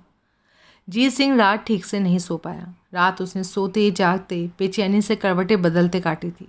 पिछली रात गायलो गवाह था. उसका घूंट में भी मन नहीं लगा था और खाना भी उसने जहर माल की तरह खाया था. उसने मोटे तौर पर गायलो को पिछली रोज़ की अपनी आप बीती सुना दी थी, लेकिन डिटेल में जाने से या किसी बात का जवाब देने से उसने ये कहकर इनकार कर दिया था कि वो बहुत थका हुआ था, जहनी और जिस्मानी दोनों तरफ से निढाल था, इसलिए कल बात करेगा. अब दिन के 11 बजने को थे जबकि दोनों जीत सिंह के कमरे में बैठे चाय पी रहे थे और गायलो इस उम्मीद से उसकी तरफ देख रहा था कि फ्रेंड खुद ही पिछली रात की बात आगे बढ़ाएगा. जीत सिंह कुछ ना बोला तो गायलो अर्थपूर्ण भाव से बोला, मैं सुनता आया. जीत सिंह ने चाय से किनारा किया और सिगरेट सुलगा लिया. कल खून किया मैंने. फर्स्ट टाइम किया? अगर इस बात से परेशान तो गलत परेशान. खून से ज़्यादा कुछ किया. क्या? कैसे बताऊं? ख्याल से ही दहशत होती है. हो कम ऑन. वो गोली से नहीं मरा गायलो. तो जो इकलौती गोली इतने एहतियात से मैंने चलाई थी उससे वो नहीं मरा. मैं घबरा गया, बल्कि मैं दहशत में आ गया. मैं उसे इस हालत में छोड़ नहीं सकता था. पीछे किसी कुदरती करिश्माई से या खुदाई रहमत से वो बच जाता तो सोचो मेरा क्या होता. बहुत बुरा होता. बिल्कुल. जब मैंने वो शैतानी काम किया जिसके लिए मेरी आत्मा अभी तक मुझे धिक्कार रही है. क्या? मैं उसके गले पर पाँव रखकर खड़ा हो गया. बट मैं, कल तो तूने ये नहीं बोला. कैसे बोलता? बात ज़बान पर आती नहीं थी. जहन पर अपनी हैवानी करतूत का अक्स उभरता था तो लगता था दिल की धड़कन बंद हो जाएगी. अभी भी पता नहीं कैसे कह पाया हूँ. गायलो ने मुंह बायों से देखा. मैं थानेदार सुरभि को चंडाल बोलता था और मैं क्या कम चंडाल बन के दिखाया? जिते तू सेंटी हो रहा है. तूने जो किया वक्त की ज़रूरत के मुताबिक किया. वो अफसर बेज़रूरत तेरे गले पड़ा. डेथ बाय हैंगिंग का धमकी देकर तेरे को एक नेस्टिक काम करने को मजबूर किया. इतना इंसल्ट किया. 2 बार स्टाफ के सामने थाने में इतना ठोका तेरे को. सेकंड टाइम तो हॉस्पिटल केस बनाने में कसर नहीं छोड़ी. ऐसा भिड़ू जान से गया तो खुद जिम्मेदार. उसकी अनसिविल विलनेस हरकतें जिम्मेदार. लेकिन सजा देना मेरा काम. साला अक्खा इडियट. ये बात ये टाइम सोचने का. पहले बदला बदला बोलता था, रिवेंज लेने का शाउट करता था. अब हिम्मत किया, रिवेंज लेके दिखाया तो अब भी मातम मनाता है. पहले eye for eye tooth for tooth वाला मिजाज दिखाता था. अब साला मालूम ही नहीं कि क्या करता है. लैम टू द स्लॉटर वाला शक्ल बना के. जीत सिंह खामोश रहा. My dear friend, you are confuse. You are possessed by guilt complex. मेरा बात तेरा पकड़ में आया? उसने इनकार में सर हिलाया. जीते, किसी को मौत आती है कोई खुद बुलाता है. वो साला हरामी एसएचओ अपना मौत खुद बुलाया। तेरे को इतना हाउंड किया कि उसके जुर्म के आगे सरेंडर करके मर जाने की जगह तूने जुर्म का मुकाबला किया, मरने की जगह मार दिया। What's wrong in it? Jeet Singh खामोश रहा। उस घड़ी उसे कश लगाना भी याद नहीं रहा। तूने मजबूरी में गलत काम किया तो तू खराब बीड़ू, और जो कभी कुछ करेक्ट करके किया ही नहीं वो हमदर्दी के काबिल। क्योंकि डिग्निफाइड मौत नहीं मरा, तूने जो किया मजबूरी में किया। उसके पास अपने किसी के का क्या एक्सक्यूज़ होना? वो बुरा आदमी बुरी मौत मरा तो क्या बुरा हुआ? जीत सिंह ने जवाब नहीं दिया। उसने कश लगाए बिना सिगरेट परे फेंक दिया। ही वॉज अ वर्गर man who deserved a vulgar death by the grace of Jesus the saviour. अभी तेरी चली, उसकी चलती तो सोच तू कहाँ होता, गटर में या समंदर में। मैंने उसके गले पर पाँव रखा। ना रखता तो वो भी ना मरता। क्या पता? क्यों नहीं पता? तू पहले से फैसला किया तेरे को उस पुलिस अफसर से अपना इंसल्ट का, एनिमल लाइक ट्रीटमेंट का बदला लेने का। कैसे बदला लेने का? उसको ऑफ करके बदला लेने का, जो कि तू किया। अपना अंजाम जान समझ के किया। जीते, अब तेरे को सिर्फ और सिर्फ इस बात पर फोकस रखने का कि जो तू किया करेक्ट किया, परफेक्ट किया, नो रॉन्ग डंग किया। ओके? मुझे लगता है मैं उसी ज़िंदगी में फिर लौट रहा हूँ जिसे किनारा करने के लिए मैंने अपने हुनर को गुड बाय बोला था, ताला चाबी का धंधा छोड़ा, जिसके लिए मैं कर्जे से कैब बनाकर कैब ड्राइवर बना था। लगता है मेरे को स्टेट लाइफ माफिक नहीं आने का। जितना मर्जी जोर लगा लूँ, माफिक नहीं आने का। इससे पहले कि कोई थानेदार सुरवे, कोई सुपर गैंगस्टर अमर नायक मेरे को कुकरेट लाइफ में धकेले, मेरे को खुद ही उसे अपना नसीब मांग के गला लगा लेना चाहिए था। फिर तेरा नसीब पुलिस की मवाली की बुलेट। मेरे को मंजूर। ये वाहियात नामुराद ज़िंदगी जितनी जल्दी ख़त्म हो उतना अच्छा। साला रोज़ रोज़ का सस्पेंस तो ख़त्म हो। जीते, फ्यूचर में रहना बंद कर, पास्ट को बुला और प्रेजेंट में रहना सीख। मेरे साथ कुछ अच्छा हो तो मेरे को खुशी होना।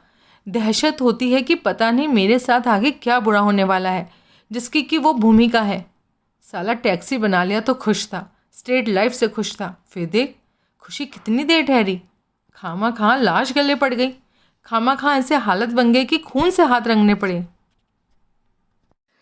इसको गोवा में बोलते when luck begins to fuck there is no full stop. सच में मगज़ में पड़ गया तेरे। अब इतना भी अनपढ़ नहीं मैं। ओके, अब बोल तेरा क्या प्रोग्राम? शमसी की टैक्सी लौटाने जाऊंगा, शाम को मिलते हैं। ओके? जीत सिंह ने सहमति में सर हिलाया। दोपहर से पहले समीर केतकर आरटीओ से मालूम कर चुका था कि वो टैक्सी नंबर, रजिस्ट्रेशन नंबर की गाड़ी का मालिक इमरान शमसी था, जिसका रिकॉर्ड में दर्ज पता जम्बूवाड़ी धोबी तालाब था, जहां उसी नाम की चाल थी। खोली का नंबर रिकॉर्ड में दर्ज नहीं था। अपने जो दो साथी उसने परसों नागपाड़ा टैक्सी स्टैंड की निगरानी पर लगाए थे, वो दोनों उस घड़ी उसके साथ थे। अब उनकी वहाँ कोई ज़रूरत नहीं थी। तीनों जम्बूवाड़ी चाल पहुँचे। मामूली पूछताछ से ही उन्हें मालूम पड़ गया कि इमरान शमसी चाल के दाएं विंग के ग्राउंड फ्लोर पर रहता था। काम क्या करता है? केतकर ने पूछा। क्यों पूछते? सवाल के बदले सवाल। अरे भीड़ू टैक्सी चलाता है तो बोलना ऐसा। जब मालूम तो क्यों पूछते? उसकी काली पीली टैक्सी का नंबर ये ठीक। इस टाइम खोली में होगा, जाके देखो। तीनों उसकी खोली पर पहुंचे। खोली को ताला लगा था। बगल की खोली के बाहर एक औरत एक टब में बिठाकर 1 साल भर के बच्चे को नहला रही थी। हम शमसी के फ्रेंड। किधर गया? तुम्हें नहीं मालूम क्या? अस्पताल में है। 1 हफ्ते से जास्ती हो गया बीमार पड़े। खोली में पड़ा था, फिर कल तबीयत जास्ती खराब हुई। अस्पताल की गाड़ी आई और ले गई। क्या हुआ? बुखार हुआ बोला ना। उसी से तबीयत जास्ती खराब हुई। दवा खाता था? बोले तो डॉक्टर के पास जाता था। डॉक्टर इधर ही चाहता था, 1 दिन छोड़ के। वही बोला अस्पताल पहुंचाना ज़रूरी। वही अस्पताल की बाजा बजाती सफ़ेद गाड़ी बुलाया और ले गया। कौन से अस्पताल? फोर्ट के सरकारी अस्पताल। नाम बोले तो? नहीं मालूम, पर कोई बोला उधर एक ही सरकारी अस्पताल। अच्छा, शुक्रिया भाई। गोली की रफ्तार से वो फोर्ट पहुंचे। वहाँ मामूली पूछताछ से ही मालूम हो गया कि वहाँ का सरकारी अस्पताल कहाँ था। वो रिसेप्शन पर पहुँचे। इमरान शमसी कल भर्ती हुआ। मुलाकात का टाइम 5 बजे, शाम को आना। रिसेप्शन पर बैठी युवती आदतन रूखे लहजे से बोली। शाम को ही आएगा, पर मेरे को मालूम तो होना ना कि किधर आने का। नहीं मालूम। कल्याण से आया ना? ओह, कल्याण से आया। वार्ड भी 3रा माला। उसने कंप्यूटर पर सर्च मारी। रिसेप्शनिस्ट से निगाह चुराकर वो निर्देशित फ्लोर पर पहुंचे। वहाँ एक अर्दली को उन्होंने 100 का पत्ता थमाया तो तभी वो सहयोग के लिए तैयार हुआ। क्या मांगता? वो बोला। जल्दी बोलने का, टेम नहीं खोटी करने का। मैडम देखेगी तो भाव खाएगी। इमरान शमसी कल सुबह भर्ती हुआ। अरे वो तो बेचारा गया। कहाँ? वहीं जहाँ के सबके जाना है। मर गया। और मैं क्या बोला? टाइफाइड था। उसके झोला डॉक्टर को खबर ही नहीं लगी। खाली बुखार बुखार बसता रहा। मरीज आखिर इधर पहुंचा तो मालूम पड़ा टाइफाइड बिगड़ गया। आज 1 घंटा पहले फिनिश हो गया। लाश मुर्दा घर में है। सगे वाले हो तो जाके क्लेम करो। सहमति में सह हिलाता केतकर वापस घूमा। अरे ये तो पूछो मुर्दा घर किधर है? अर्दली ने पीछे से पूछा। कर लेंगे मालूम। बिना घूमे केतकर ने जवाब दिया। इस अस्पताल में नहीं है। हाँ हाँ, हम मालूम कर लेंगे। और वो वापस जम्बूवाड़ी चाल पहुँचे। शमसी की खोली के बाजू वाली औरत अभी भी गलियारे में मौजूद थी और एक चौकी पर बैठी प्लेट हाथ में थामे खाना खा रही थी। उसने उनके आमद पर सर उठाया। फिर आ गया? क्या मांगता? साफ जाहिर हो रहा था कि पड़ोसी की मौत की खबर अभी उस तक नहीं पहुंची। शमसी का टैक्सी? उसका टैक्सी का बारे में पूछना मांगता? क्या पूछना मांगता? काहे वास्ते पूछना? बोलेगा ना, प्लीज़ करके पूछता उसका टैक्सी किधर इच। वो बीमार तो इधर ही कहीं खड़ेली होगी। वो खामोश रही। शमसी बाजे वाली सफ़ेद गाड़ी पर अस्पताल ले जाया गया तो टैक्सी अस्पताल में तो नहीं होएगा ना?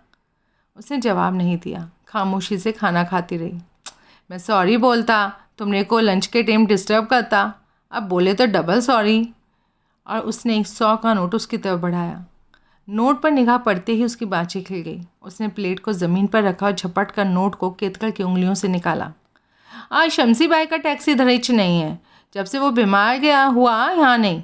कुछ दिन से बोले तो बुधवार दूसरा ड्राइवर चलाता। नाम बोले तो?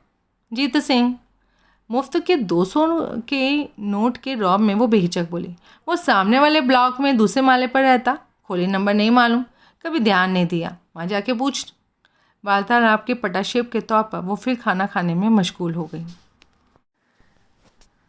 तीनों बाईं ओर के ब्लॉक के दूसरे माले पर पहुंचे। गलियारे में फुटबॉल खेलते एक कोई 10 साल के बच्चे से केतकर ने जीत सिंह की खोली की बाबत पूछा तो फुटबॉल खेलता ही वो उन्हें खोली के दरवाजे पर छोड़कर गया।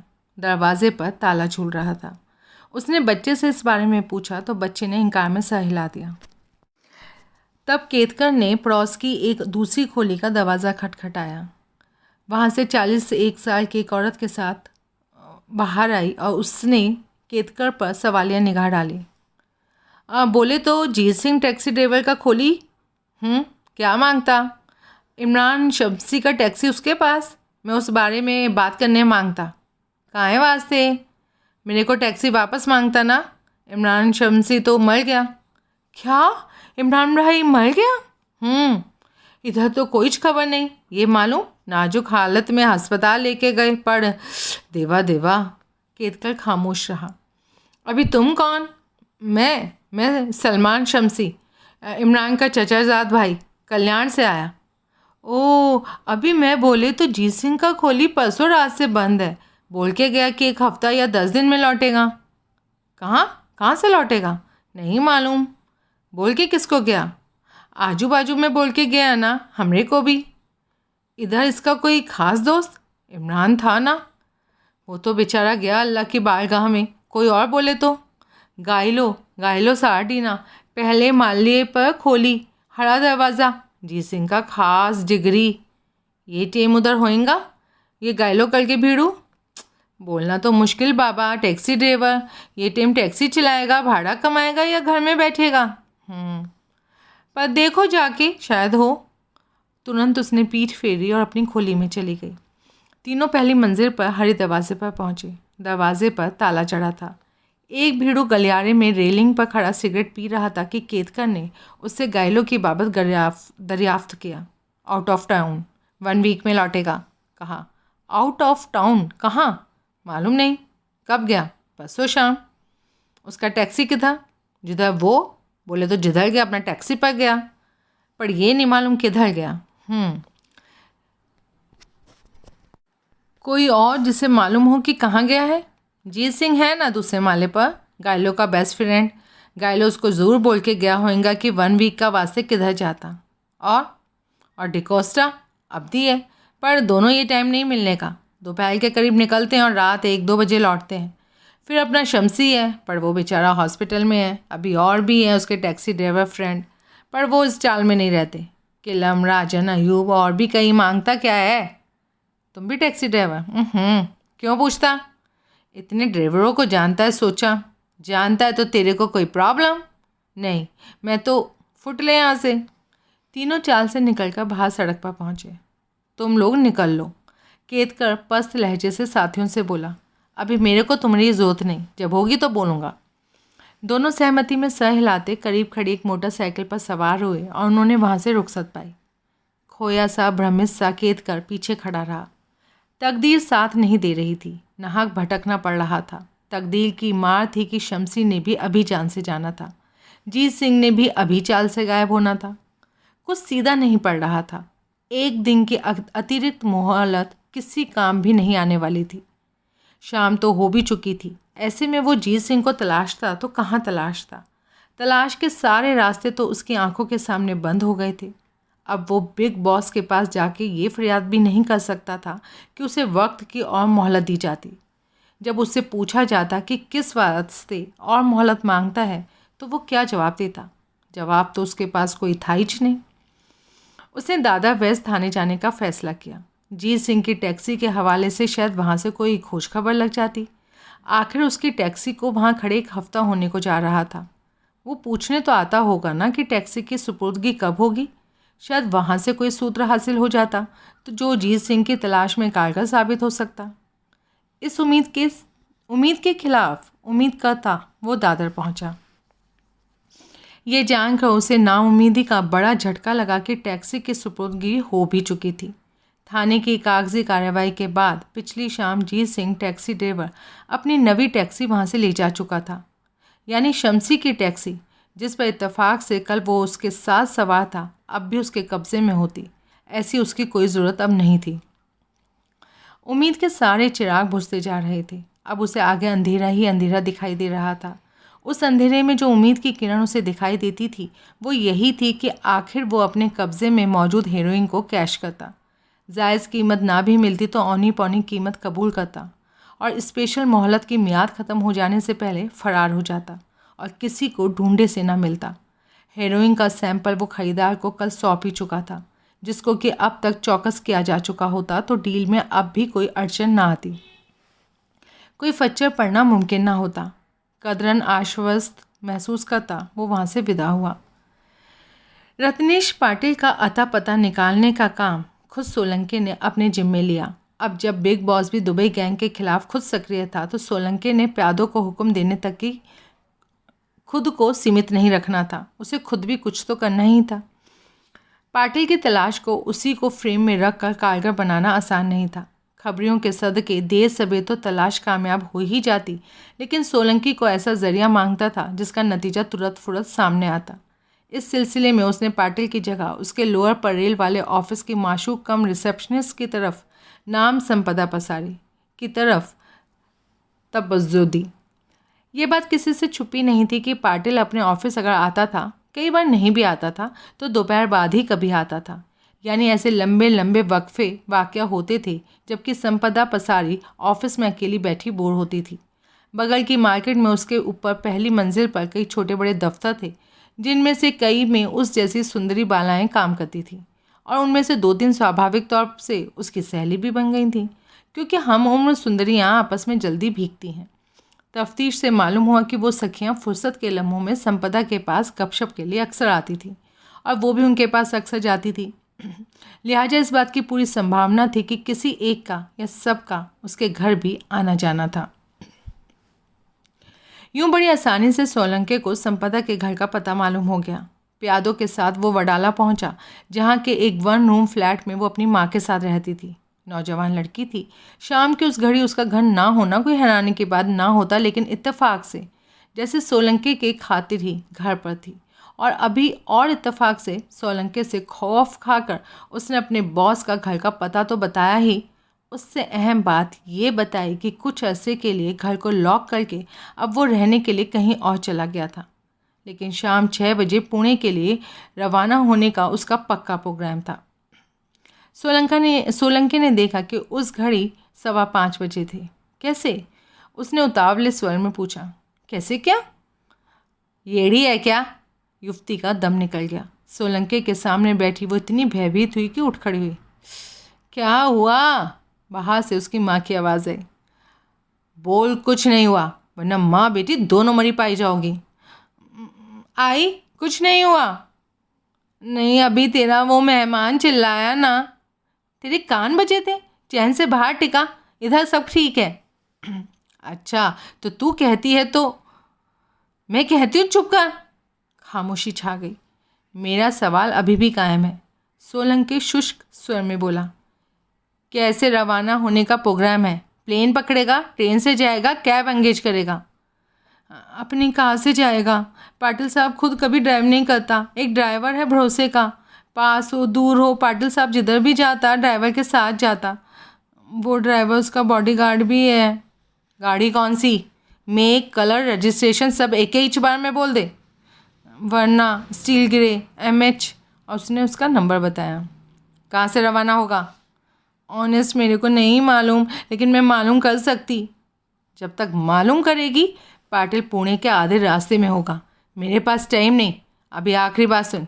मेरे पीठ फेरते ही तेरे मन में पाटिल के लिए वफादारी जोर मारने लगेगी। माशूक जो ठहरी, धीरे आई सुन लेगी। बॉस की गोद में खेलने वाली माशूका जो ठहरी, मेरे पीठ फेरते ही तो उसको फ़ोन खड़का रही होगी। और ये नहीं हो सकता कि वो माशूक का फ़ोन ना सुने, भले ही वो कहीं हो। अब क्या तेरे को बोलना पड़ेगा कि तूने ऐसा नहीं करना है? मेरे पीठ फेरते ही पाटिल को फ़ोन लगाकर मेरी बाबत खबर नहीं करना है क्या? भयभीत भाव से उसने इनकार में सर हिला दिया। फिर भी मुलाहिजा निभाने से, वफादारी दिखाने से बाज नहीं आएगी ना, तो नतीजा जानती है क्या होगा? उसका सर फिर इनकार में हिला। माँ बेटी दोनों खल्लास पड़ी होंगी। मैं खुद लौट के आऊँगा इस काम के लिए।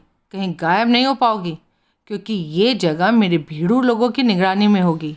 पुलिस की पनाह में जाना सूझे तो वो भी ट्राई कर लेना। जाता है।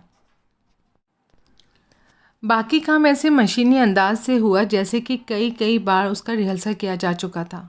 उस अभियान की कमान अब सोलंके की जगह विनायक राव पेटकर नाम के एक नौजवान के हाथों में थी, क्योंकि सोलंके की दूसरी जगह शहर के भीतर ज़रूरत थी।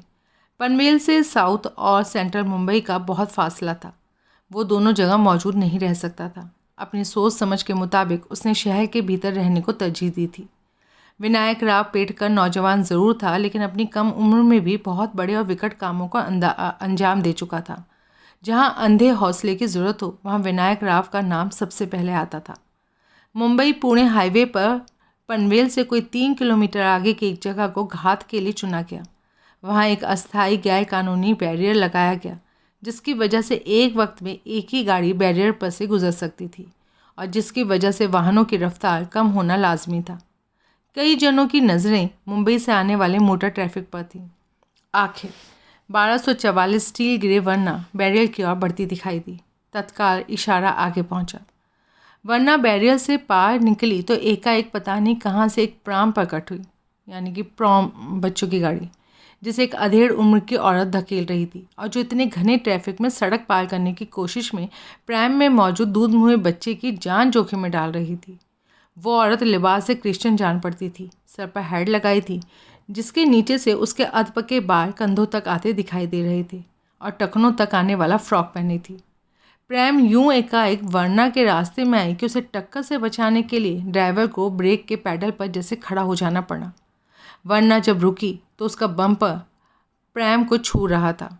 औरत के गले से आतंक से पिरोई चीख निकली और वो यूं प्रेम को परे खींचने की कोशिश करने लगी जैसे प्रेम का फ्रेम बम्पर में फंस गया हो। ड्राइवर गुस्से में बार बार हॉर्न बजाने लगा।